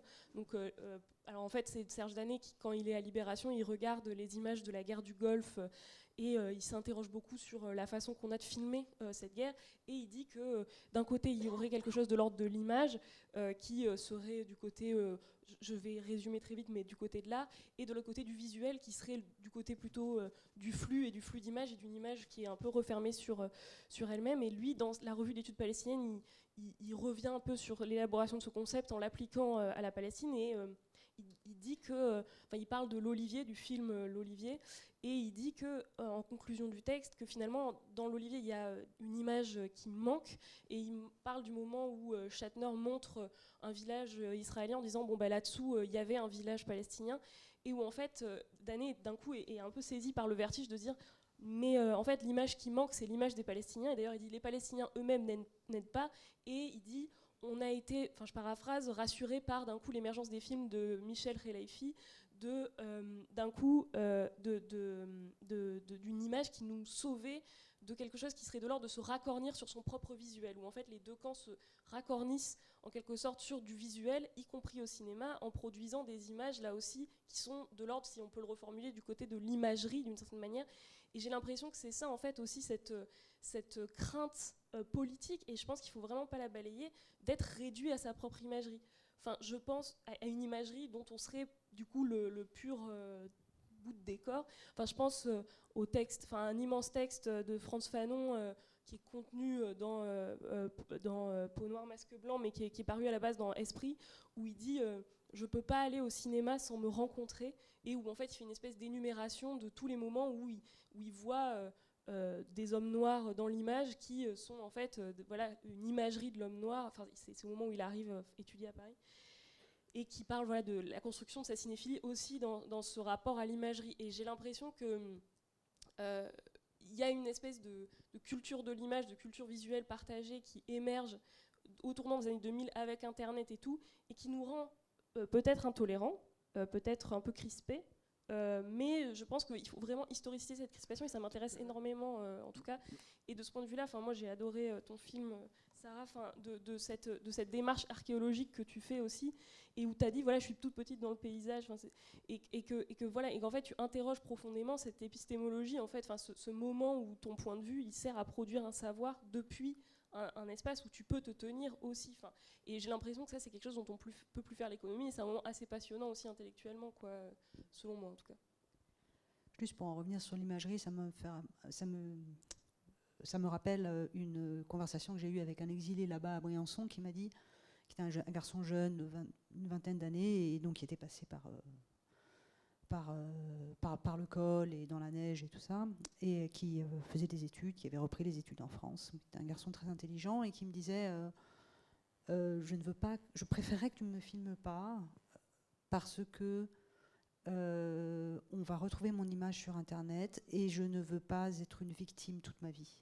C'est-à-dire qu'il savait que s'il se laissait filmer, il serait une victime toute sa vie. Il dit, mais moi j'ai un futur, moi je veux faire ça, moi je veux faire carrière, je veux pas être une victime. Et alors ça, pour moi, ça a été définitif. C'était vraiment la phrase définitive pour moi, quoi. Est-ce qu'on monte l'extrait tout de suite, tu penses, ou tu l'introduis, Occitane Justement, c'est pour prolonger cette réflexion sur la question de l'imagerie, puisque c'est un extrait donc, de No Other Land, donc ce film qui avait été projeté au réel et puis dans une série de festivals l'année dernière, et sur lequel, parce que moi je viens au réel aussi avec mes étudiants et étudiantes, et en fait on avait beaucoup réfléchi sur ce film et sur le geste donc, du groupe de cinéastes qui à la fois publie tout au long de l'année les images, une partie des images qui servent à faire le film sur Internet en tant que journaliste, mais qui aussi de l'autre main faisait ce film No Other Land, qui documente donc le harcèlement quotidien des colons israéliens dans le village de Masafer Yatta, donc en Cisjordanie. Et là, en fait, c'est un moment où, selon moi, il y a vraiment la question du visuel au sens d'Odané qui se pose. Et peut-être j'en dirai je l'expliquerai après pourquoi plus. Je t'en prie. Ouais. Alors, j'ai choisi cette scène parce que c'est une séquence qui est extrêmement dure, puisque c'est une séquence de transaction, où il y a une transaction d'images en fait qui se noue entre Basel Adra, donc qui est l'un des cinéastes du groupe, et qui, alors qu'il est lui-même journaliste, a conscience qu'il a besoin, en tout cas qu'il place une forme d'espoir dans des journalistes occidentaux qui ramènent voir son propre frère blessé, alors que le frère refuse. On entend sa voix où il dit « laissez-moi tranquille », désolé d'ailleurs les sous-titres n'étaient pas bien calés, laissez-moi tranquille, etc. Où sa propre mère accepte, se tient à la porte de la chambre et accepte de les envoyer voir son propre fils dans dans le dénuement total et tout. Et en fait, ce qui se joue pour moi, là, c'est vraiment une espèce de transaction. Et ce qui est montré dans cette séquence, c'est davantage l'humiliation ultime, parce qu'il y a toute une série d'humiliations et de souffrances qui sont montrées à travers le film, mais qui est de vendre cette image dans l'espoir que quelque chose d'autre advienne, et de se trouver une petite place dans ce flux du visuel qui ensuite... D'ailleurs, ils en parlent dans la voiture, finalement, pendant 10 minutes, les gens regardent et puis oublient. Et ce que je trouve intéressant, c'est le fait de filmer toute cette relation entre ces journalistes occidentaux plutôt libéraux, on va dire, sur le plan politique, qui essayent de faire assaut de compassion en parlant un peu arabe, en essayant de dire voilà, j'ai déjà fait une histoire là-dessus, en essayant comme ça de justifier leur propre démarche extractiviste, qui eux vont en retirer une forme de gain symbolique aussi en Occident, c'est-à-dire des journalistes engagés ou des choses comme ça, mais qui d'un autre côté sont filmés comme des gens qui font quelques images et qui repartent, et ce qui reste finalement, c'est l'image de cette mère qui a vendu l'image de son fils. Enfin, il y a quelque chose comme ça qui se noue dans cette séquence et qui me semble très intéressante. Et ce qui est intéressant, c'est que l'année dernière, donc, quand on a vu le film, il y avait aussi au réel un film d'un cinéaste gazaoui qui s'appelle Mohanad Yacoubi, qui était un film d'archives qui s'appelait R21 et qui montait des archives de l'armée rouge japonaise lorsqu'elle luttait en Palestine, etc. Et dans un entretien qu'on avait fait avec lui, il disait qu'en fait, ce que n'avait pas compris en quelque sorte la cinéphilie occidentale, selon lui, c'était qu'on avait quitté le paradigme issu de la Seconde Guerre mondiale pour autre chose. Qu'en fait, on avait franchi un cap, y compris éthique aussi, c'est-à-dire que peu importe à la limite, et c'est ça que dit cette séquence, j'ai l'impression, peu importe à la limite éthiquement ce qu'on fait, l'important c'est d'essayer de faire en sorte que ça marche, quoi. Qu'il y a une espèce d'idée un peu, et qui est assez terrible en fait, et je pense que c'est assez propre à ce conflit d'ailleurs, dans les images qu'on voit sur les réseaux sociaux et tout. Et voilà, et du coup, voilà, cette séquence pour moi, elle est liée à cette déclaration de Mohanad Yacoubi, en tout cas dans mon esprit. Non, mais merci, c'est important de mettre ça. Ça me fait penser, alors, ce changement d'époque, qui est une hypothèse qui a été formulée par, comment il s'appelle, je me demande si c'est Ophir Lévy, ou sur la question de l'image performance. C'est-à-dire qu'on n'est plus dans un régime d'image comme les films qu'on fait, où il y aurait un événement et une image de l'événement d'une certaine façon qui serait repensée, reconstruite, racontée. Parce que je pense que je fais une parenthèse, mais ce qui est intéressant, c'est qu'on fait tous de l'archéologie, en fait, d'une certaine façon, qu'il y a un rapport entre cinéma et archéologie qui est assez important. C'est que le cinéma, c'est toujours de l'après-coup, d'une certaine façon. Et ça, je pense que c'est important dans cette question éthique. Mais voilà, pour revenir à ça, c'est que l'image est l'événement. C'est-à-dire que dans la façon que le djihad a de se filmer, par exemple, etc., il y a quelque chose là qui, effectivement, est en train d'émerger, qu'il faut encore penser et voir quel type de film on pourrait faire à partir de ces images qui sont performatives, en fait, qui sont de la performance. Autant qu'une image séparée d'un événement. Ça me fait penser à ça, ce que tu dis. Et c'est très bien d'avoir passé Otherland, puisque son réalisateur a été arrêté il y a 3 jours maintenant, kidnappé même par l'armée israélienne, blessé, a été relâché le soir même. Enfin, on a eu très peur tous. Et ce n'est évidemment qu'une des violences parmi d'autres qui sont perpétuelles en Cisjordanie. Et ça me semble important. Alors, comme le temps presse, passer la parole à Jean peut-être et à ton film. Voilà, mais je peux te passer le micro peut-être. Et puis non, mais si tu veux intervenir, tu n'hésites pas, Occitane en tout cas. Jean. Alors, quelques mots sur l'extrait qu'on va voir. On va commencer par l'extrait. Alors, juste pour vous situer les choses, c'est un film qui est venu de la proposition de filmer les répétitions d'un opéra qui revisite Macbeth de Shakespeare. Et je suis parti de ça, donc j'ai assisté à des répétitions, j'ai été filmé quelques-unes des répétitions. Et la question que je me suis posée, c'était de savoir comment Shakespeare a eu l'idée d'écrire Macbeth. Alors ça rejoint indirectement. Enfin, je vous raconterai un peu tout le travail que j'ai fait après l'extrait, parce que c'est bien de partir des images. Voilà. Je te laisse commenter. Non, mais je vais renouer avec l'extrait que tu as présenté, parce que moi, le travail que je fais, c'est un travail d'aller aux sources des images, en fait.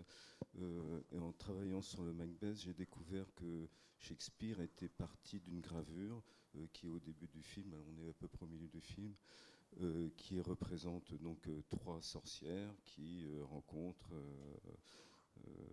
Macbeth et Banquo. Et que cette gravure est éditée dans une chronique, la chronique de Linched, qui date de 1577. Et ce qui m'a absolument frappé, je me suis dit, mais c'est marrant parce que alors, bon, j'ai déjà fait un petit travail, parce que la question des sources, pour moi, elle est essentielle, elle est structurante de l'image. Hein.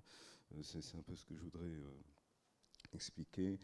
Et je me suis aperçu que personne ne parlait de cette origine de la pièce, alors que non seulement il y a les gravures, mais en plus il y a le texte qui raconte cette histoire qui est censée se passer en 1000, enfin au XIe siècle, début XIe siècle.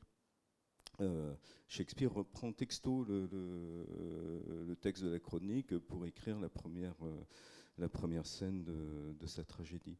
Alors ça m'a beaucoup intéressé. Après, j'ai fait tout un travail avec les images, parce que parmi justement cette question d'imagerie, parce que nous sommes dans un monde qui est saturé de production d'images. Toujours la question que je me pose quand je filme une image fixe, c'est-à-dire une photographie, un tableau, une gravure, c'est de retrouver le regard, enfin l'instant de regard. C'est-à-dire l'instant de la découverte, la première fois que l'on pose ses yeux sur une photo, sur un tableau. Ce qui fait que dans tout le film, tous les tableaux, toutes les gravures, je les projette sur des draps, et je refilme la projection sur des draps en faisant un certain nombre d'animations. Bon, là, on voit, il y a une main qui passe, il y a de la brume qui apparaît, il y a des ombres, je fais un certain nombre de manipulations, on va dire, d'ombres, on peut appeler ça des ombres au sens générique du terme, aussi parce que je crois que lorsqu'on est face à une image, on est littéralement dans une projection, c'est-à-dire que pour moi, ce qui est constitutif de regard sur une image, c'est véritablement une énigme, c'est-à-dire que on ne sait pas tout ce qui se passe dans cette image, et que on appelle ça une rêverie, appelons ça une rêverie si on veut, mais en tout cas plutôt une projection qui fait qu'on se met à circuler dans l'image fixe, il n'y a pas de problème, on comprend mieux qu'on circule avec ses propres traînées d'imaginaire en quelque sorte. Mais lorsqu'on est face à un plan de cinéma, c'est absolument pareil.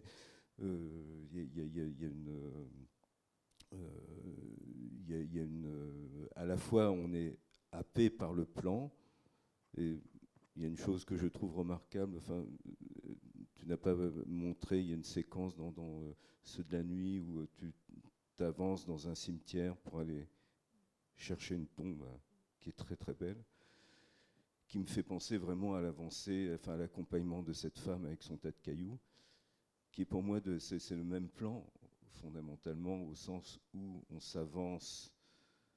La filmeuse, le filmeur ne sait pas ce qu'il va avoir au bout de ce déplacement, mais il y a une aventure de regard, il y a un tremblement, parce que le pas avance en cherchant le sol, donc on sent que le regard avance à tâtons, et que c'est cette aventure-là du regard qui arrive à son terme comme il peut, qui fait advenir la présence de l'image. Je dirais même qui fait advenir le fait même qu'il y ait une image d'une certaine façon, que sans cette tension-là et ce non-savoir de l'endroit où peut nous conduire le plan, monte justement l'imaginaire propre à ce plan, à ce qu'on appelle une image. Si vous voulez, moi, quand je fais une projection d'une image fixe sur un drap et que je fais passer une ombre, au fond, je cherche quelque chose qui est de la même nature, c'est-à-dire qu'il y ait l'avènement d'une... alors, c'est pas une révélation en soi, parce que c'est quelque chose qui est infra-révélateur, en quelque sorte, mais qui fait qu'il nous advient quelque chose au moment où on voit le plan. Alors pour revenir sur cette question de l'imagerie, justement, je pense que aujourd'hui, pour moi, le travail du cinéma, il se situe là. C'est-à-dire que dans un monde saturé d'imagerie, tout le travail, c'est d'arriver à faire advenir des images qui se détachent par leur puissance sensible de nous amener à notre propre imaginaire. C'est-à-dire, je reviens à cette question des sources, c'est-à-dire aller à la recherche des sources visuelles de Macbeth ou d'autres choses. Enfin, je travaille de différentes manières cette question-là. C'est en effet trouver c'est peut-être trouver des fragments, non pas de récits, mais des fragments d'histoire d'hommes et de femmes qui ont été vivants et qui, un instant, rôdent. Hein, parce qu'on peut pas. Je n'aime pas beaucoup la notion de fantôme que je trouve un peu flatteuse, mais en tout cas faire ressurgir une rémanence. Oui, il y a quelque chose d'une rémanence. C'est pour ça que la fin du plan du film de Christophe, c'est quand même, on a le nez sur la terre et sur des échardes d'ossements qui sont mêlés au gravier, etc. Je pense que de même que cette archéologie qui est très puissante dans ce de la nuit et travaille au même endroit, qui est de trouver on parlait de mort. Alors oui, je sais bien que le cinéma est une mort au travail, et en même temps je pense réellement que quand on filme, on crée une ligne de vie, et que tout le paradoxe des films, quand ils tiennent, c'est que ce sont des lignes de vie qui sont au milieu d'une mort au travail, et que les films nous touchent pour ça, en fait. C'est voilà ce que je voulais. Je pense que c'est une bonne phrase pour laisser la parole, parce qu'il nous reste un quart d'heure à la salle. S'il y a des interventions, ou même pas 10 minutes, ou des questions, ou des prolongements, ou une question très précise sur un point d'un film qu'on a. Voilà, je ne sais pas, n'hésitez pas. Ouais, il y a une...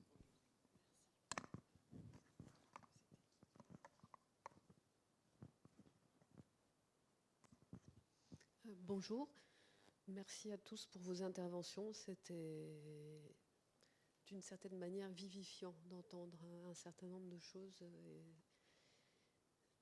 J'aimerais savoir où voir vos films, à part No Other Lands qui est au cinéma. Voilà, pour prolonger en fait tout ce dont j'ai entendu parler.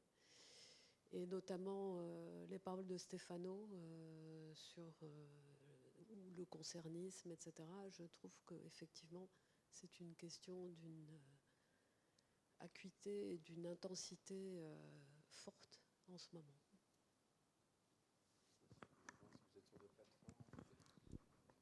Non. Moi, en ce qui me concerne, mon film n'est pas sorti en DVD. Il a été disponible tout l'été dernier sur la plateforme Tank. Il n'y est plus, non. Alors, peut-être qu'il en... Je sais pas, en fait. À part que je vous envoie un lien, mais sinon, je vois pas d'autre possibilité de le voir dans les médias, quoi. Mes films, je pense, sont dans les réseaux des bibliothèques, sans doute. Parfois, Arte, sont quand même chez Arte. Donc, je ne sais pas quel est l'état de leur plateforme on demande. Parfois, ils passent sur Tank. C'est un peu compliqué. Non, Images en bibliothèque, c'est tout à fait accessible, effectivement. Ça va. Et Tank, je viens de me réabonner, donc j'irai voir s'ils proposent quelque chose. Merci. Et puis pour mes films, moi, À Pas Avec va sortir en DVD, là, ce qui est un peu bizarre parce que plus personne n'achète de DVD. Mais bon, je suis assez content qu'on ait un DVD. Et puis moi, mes films sont disponibles sur Universiné aussi, sur Tank, et pareil, bibliothèque. Donc on peut les. Images en bibliothèque. On peut les voir comme ça. Et le dernier Oui, alors moi, il n'est pas encore diffusé. Il a été produit comme le film est la formation musicale Optics, ils sont sur Tours, dans le centre. Donc le film a été financé par BIP TV. Et, alors, il n'est pas encore diffusé, il va l'être dans les semaines qui viennent. Je viens de le terminer. Je voulais ajouter un truc par rapport à le concernisme. Je ne connaissais pas les mots, mais j'aime bien. Et par rapport à cette crispation, en fait, Noaderland, c'est quand même un cas assez... Enfin, la manière dont s'est partagée la communauté des cinéastes, enfin, des artistes palestiniennes, notamment Gazaoui, autour de ces films, c'est une preuve que quand même aujourd'hui quelque chose, enfin une collaboration aussi étroite entre des réalisateurs israéliens concernés par la question palestinienne et des réalisateurs palestiniens aujourd'hui posent question, même enfin, si cela a permis au film de gagner les Oscars, enfin, donc de donner une visibilité à la question très grande enfin, aux États-Unis.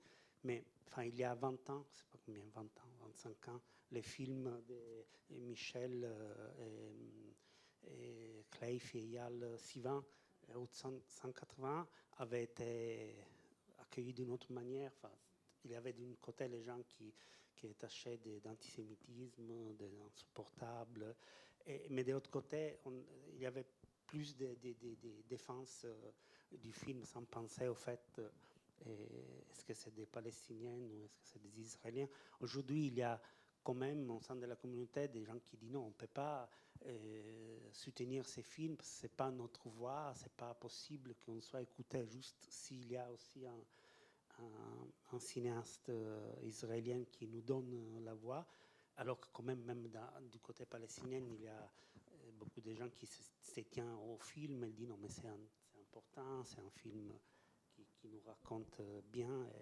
Mais donc cette crispation, enfin c'est une preuve d'une crispation comme tu l'as.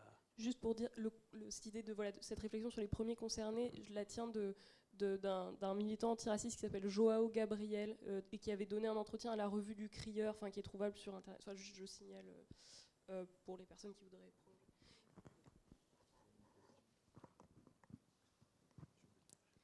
Bonjour, merci pour cette table ronde. Rapide question, on en a parlé rapidement sur le refus des sujets que vous filmez.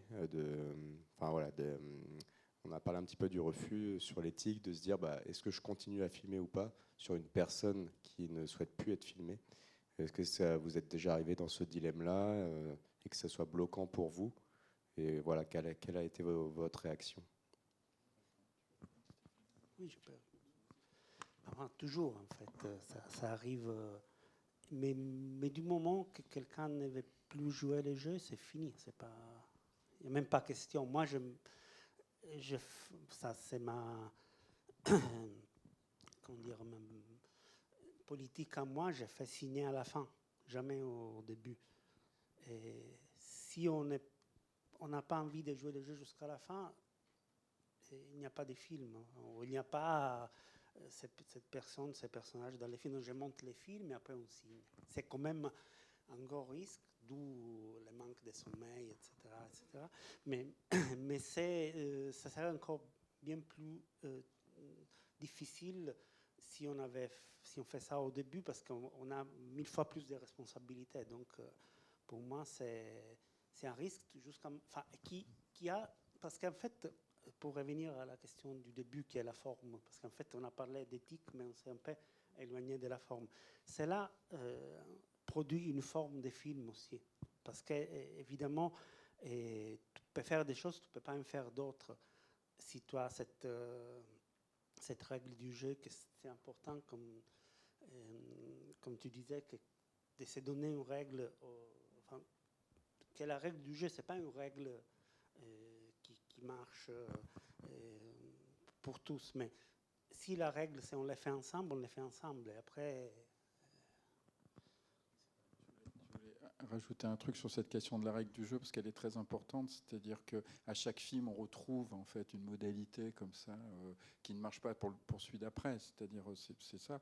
Et le film, on les fait avec les gens. C'est-à-dire, c'est pas sur Donc la question de quelqu'un qui accepterait, qui au moment n'accepterait plus, parce qu'il n'y a pas que nous qui avons une morale, il y a les gens qu'on filme aussi, qui doivent avoir une éthique, une morale et d'engagement vis-à-vis du travail qu'on fait en commun, en fait.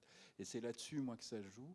Et donc s'il y aurait éventuellement refus au cours du travail, soit les gens ont vécu quelque chose dans leur vie qui fait qu'ils ne peuvent plus participer, et ça, c'est le truc.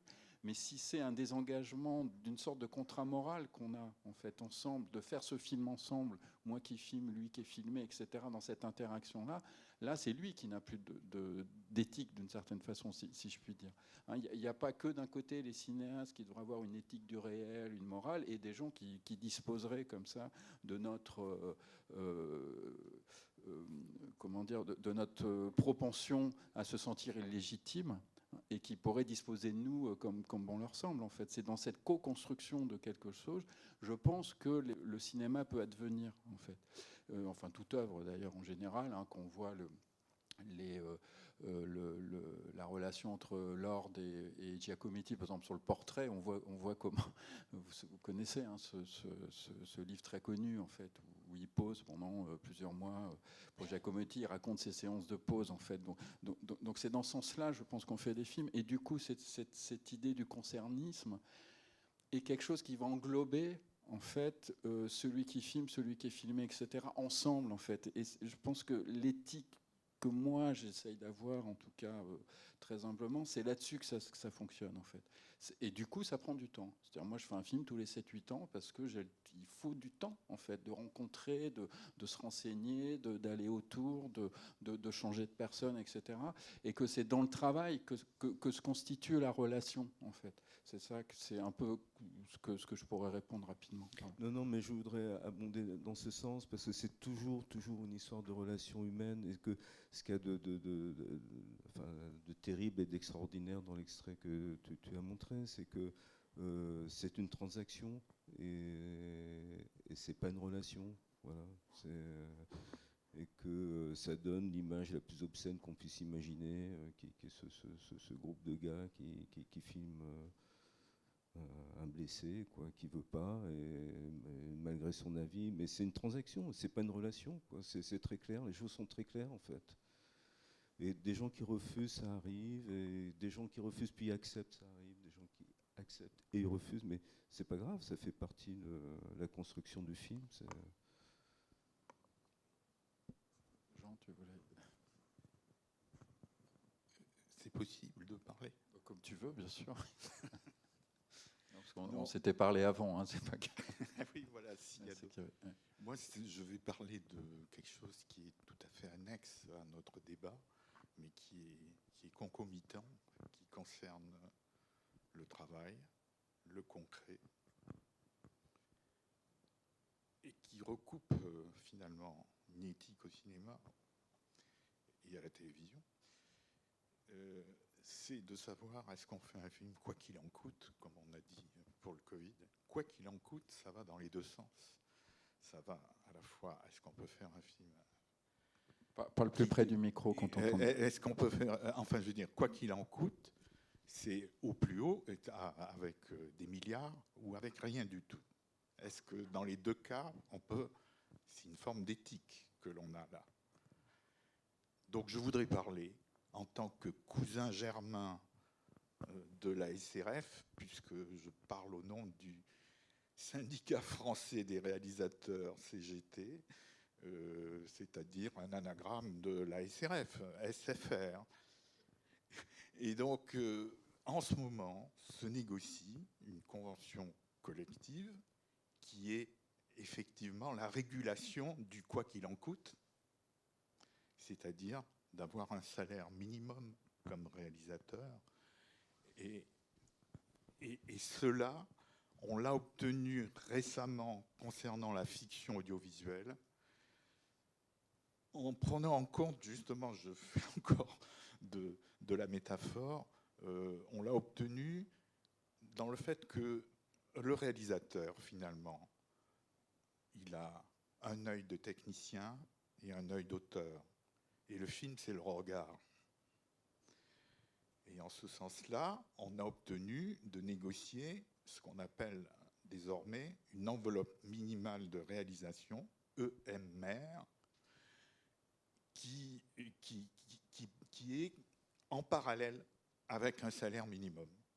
Voilà. Et donc en ce moment, ça se négocie dans l'audiovisuel.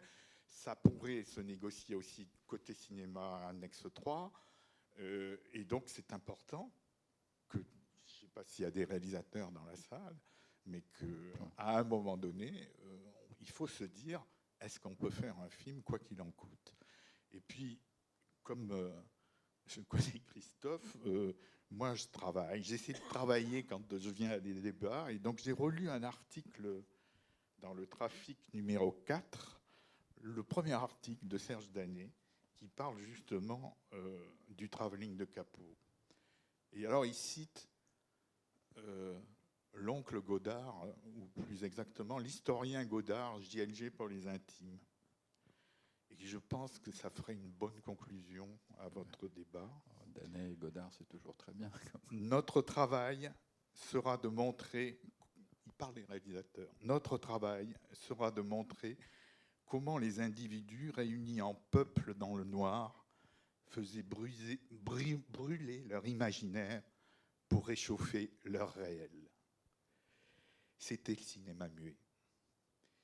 Et comment ils ont fini par laisser la flamme s'éteindre au rythme des conquêtes sociales, se contentant de l'entretenir à petit feu, et c'est le parlant et la télévision dans un coin de la pièce. Merci. Ça peut effectivement faire en conclusion, mais il y a une autre question là-bas. Merci. Jean.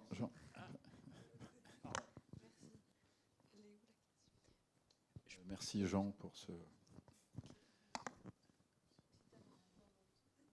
Oui. Okay. Bonjour tout le monde, merci pour vos interventions. J'aurais juste une question pour Occitane. En fait, moi, je me demandais, vous avez parlé de c'était quoi le nom déjà? Concernisme, pardon, concernisme, oui. Est-ce que ça serait pas concomitant, je vous pose la question, de l'essor des mouvements décoloniaux, du moins en France, parce qu'en fait, il y a une éthique commune, et j'avais l'impression que du coup, vous parliez d'éthique décoloniale sans en parler. Voilà, je me pose la question. Oui, c'est ça. Enfin, quand je disais que c'était quelque chose qui me semblait avoir émergé en réaction à touche pas à mon pote, c'était un peu ça que je voulais dire, c'est-à-dire un truc de ne faites pas les trucs sur nous et sans nous, et que du coup, voilà, c'est concomitant. Effectivement, je suis d'accord avec l'émergence du mouvement décolonial et puis plus largement d'une volonté de réappropriation des mouvements sociaux sans qu'ils soient eux aussi objets d'extraction de capital politique, de capital symbolique et ainsi de suite. Et c'est pour ça que moi, je veux pas que ce soit mésinterprété la façon dont...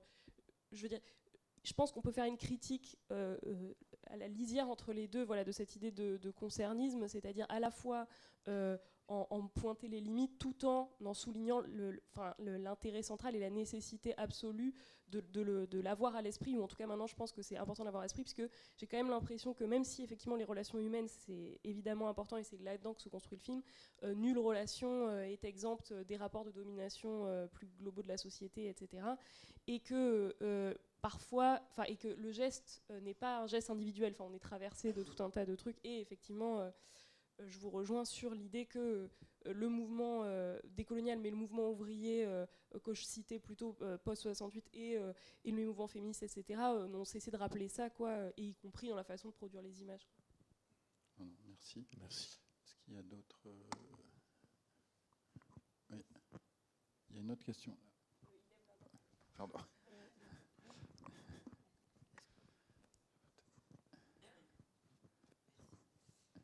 Oui, alors moi je repars un peu du tout début, c'est-à-dire du texte de Rivette.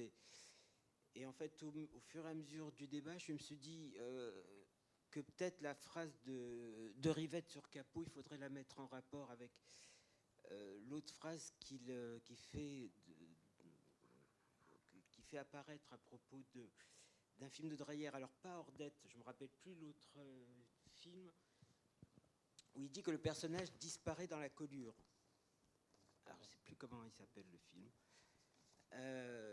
Et je pense que, en fait, ce qui fait que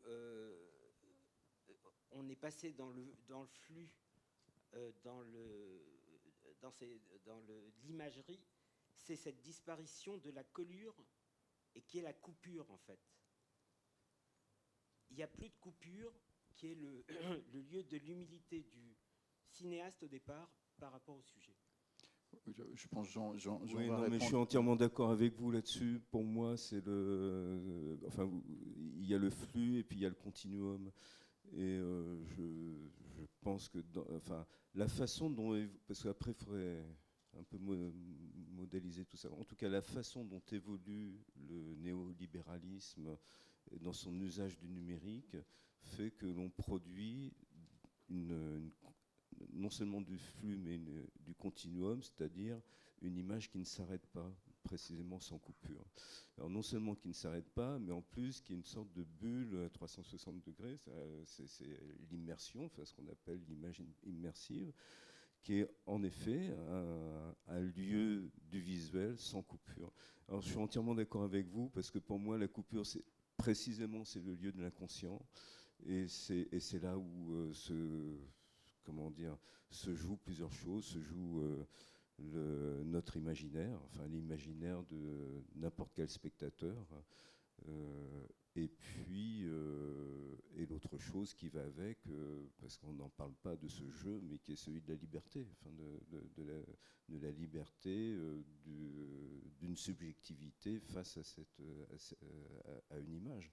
Et tout se passe dans la coupe. Moi, je suis entièrement d'accord avec ce que vous dites. Oui, oui. C'est-à-dire que, bon, moi, en ce moment, je travaille un peu avec des psychanalystes sur Lacan, et il dit, dans son deuxième séminaire, que le lieu de la coupure, c'est le lieu où on se débarrasse, enfin, la coupure revient périodiquement comme dans un découpage cinématographique, et le lieu de la coupure, c'est le lieu où on se débarrasse progressivement du trauma. Donc, quand on est dans le flux, dans la bulle, le trauma ne se résout pas et au contraire s'aggrave.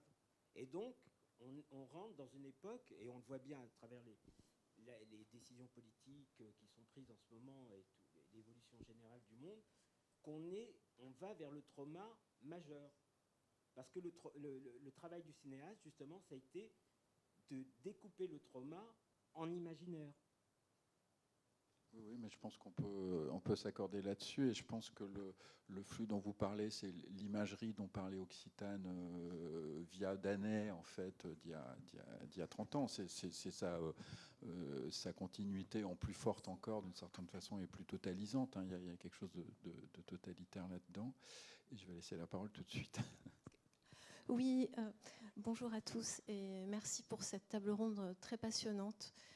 Qui m'apporte des réponses étant amenée à expliquer, à faire comprendre, à réfléchir et à écrire en documentaire.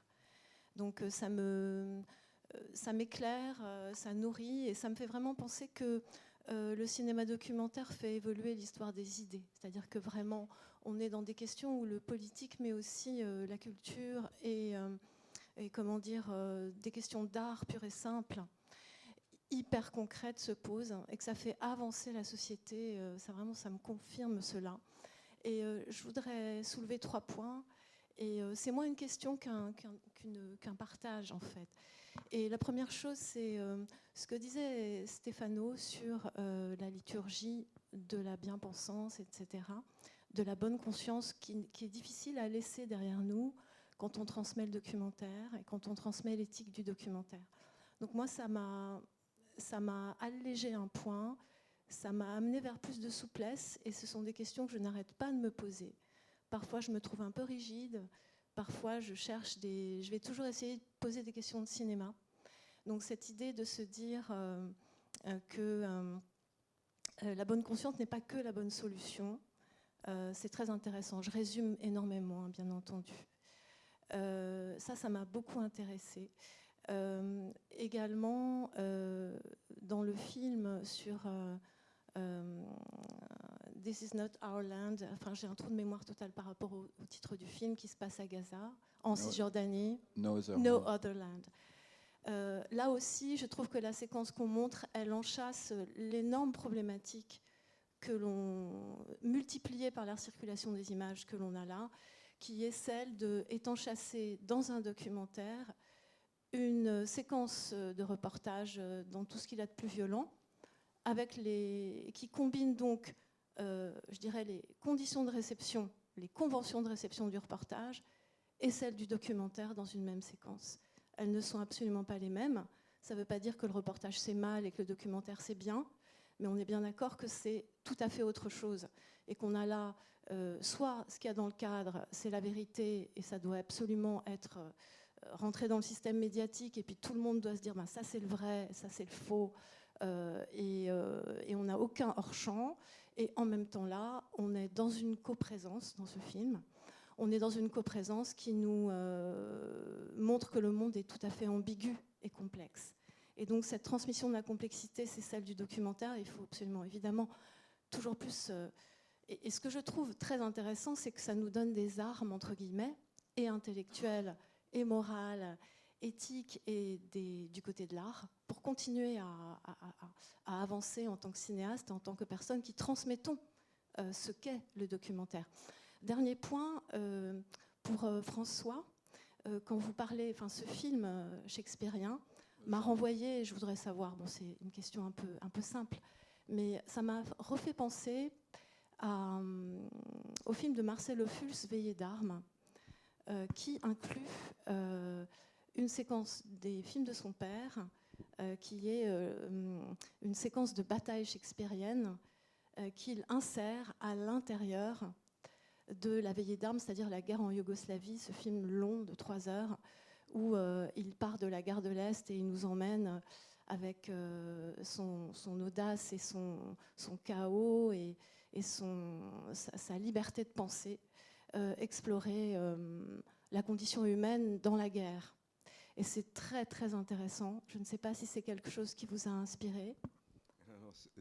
C'est assez drôle parce qu'on s'en est parlé il n'y a pas très longtemps avec Christophe, donc j'ai passé la copie de Veillée d'armes à Christophe il y a une semaine. Donc c'est amusant que vous en parliez. Alors, je n'y ai pas pensé, mais enfin, bon, je parlais d'inconscient tout à l'heure, ça fait certainement partie de mon inconscient. C'est un film que j'ai vu à sa sortie, que j'ai vu 2-3 fois en fait, que j'aime beaucoup. La séquence dont vous parlez, je me souviens quand je l'ai vue, a été une énigme la première fois, parce qu'on se dit mais qu'est-ce que ça vient faire? Ouais. Et alors pour le coup, je crois qu'il y a une archéologie du propre regard de Marcel qui se noue dans le regard de son père, donc c'est très émouvant. Et puis alors, il y a quelque chose, moi j'ai fait un peu le chemin inverse, c'est-à-dire que j'ai été chercher des plans de la guerre du Golfe de 91 pour les insérer dans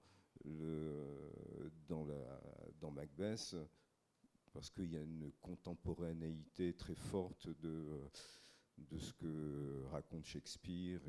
Enfin, moi, travaillant sur le Macbeth et allant chercher donc, quel est le contexte politique dans lequel écrit Shakespeare. Donc on est exactement 1599, 1603, 1605. C'est vraiment ce moment-là. On ne sait pas très bien la date, mais enfin on sait que c'est dans cette fourchette-là.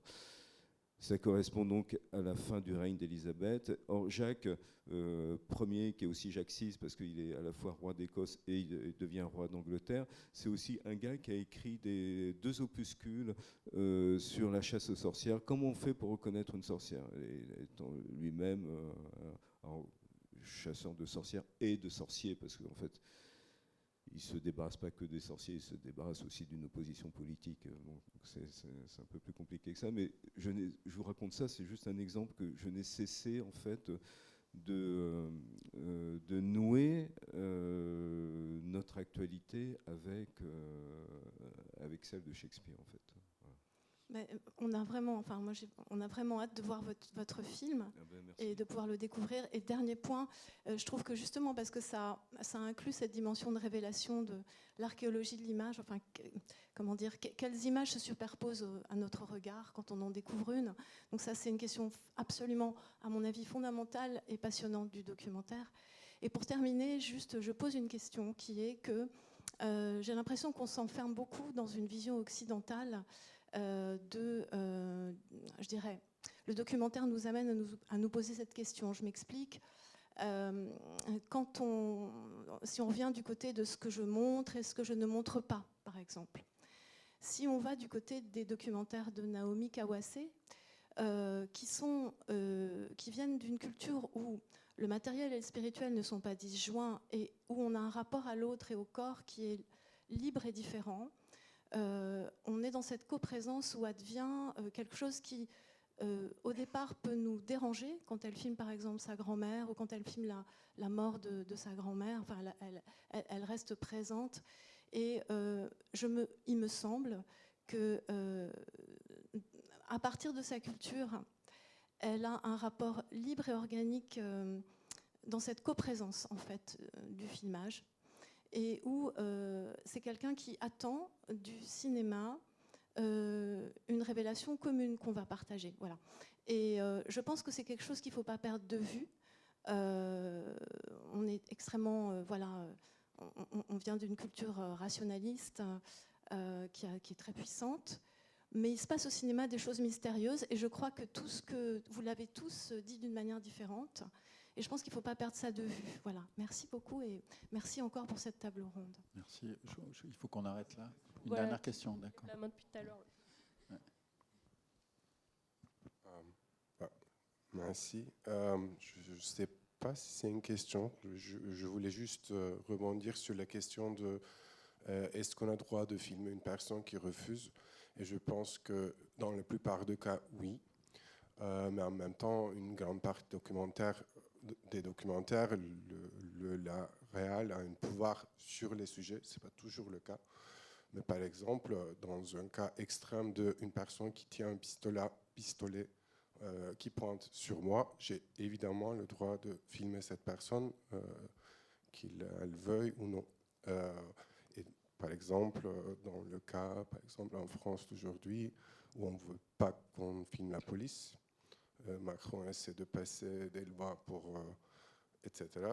Je pense par exemple, c'est un cas, donc, je filme la police depuis des années en France, et je peux vous assurer que mes sujets ne veulent pas être filmés. et je pense que j'ai le droit, et je pense qu'on est presque obligé pour sauver les gens, les vies des gens.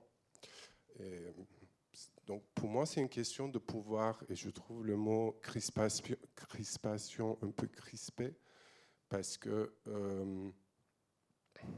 je pense qu'il y a une parole qui change, et je suis sûr que beaucoup de personnes qui parlent de crispation seraient très crispées si c'était d'autres personnes qui commençaient à le représenter d'une façon qu'elles trouvent déshumanisant. Cette crispation, est-ce que ce n'est pas un peu situé dans un certain espace? Merci. C'est vrai qu'il y a les rapports de pouvoir, effectivement, qui jouent et qui circulent. Et comme disait Occitane, il y a tout un tas de rapports entre deux personnes qui excèdent. Oui, c'est pour ça que je disais que cette crispation, justement, c'était peut-être un mot maladroit, mais c'est le fruit d'un mouvement de balancier aussi qui va dans un sens et dont il faut expliquer pourquoi il va dans ce sens-là. Enfin, c'était pas dans le sens péjoratif de crispation, c'était dans le sens où pourquoi ça se noue maintenant et de cette façon particulière. Mais je suis complètement d'accord sur le fait et que justement, tout filmage est un rapport de force. Merci à vous d'avoir assisté à cette discussion. Si vous voulez, s'il y a des réalisateurs qui veulent rejoindre la SRF, n'hésitez pas. Je prends la parole aussi au nom du cinéma du réel, du coup aussi également. Pour remercier au nom de cinéma du réel déjà Christophe Cogniet et puis toute la SRF de nous avoir fait confiance et d'avoir coordonné la réalisation de cette table ronde. Et puis merci Jean, merci Occitane, merci Sarah et merci Stéphano pour votre participation. Voilà, je crois que on a dépassé de 20 minutes la date, donc je pense que l'heure, donc je pense que c'était passionnant et que ça se voit à ce niveau-là.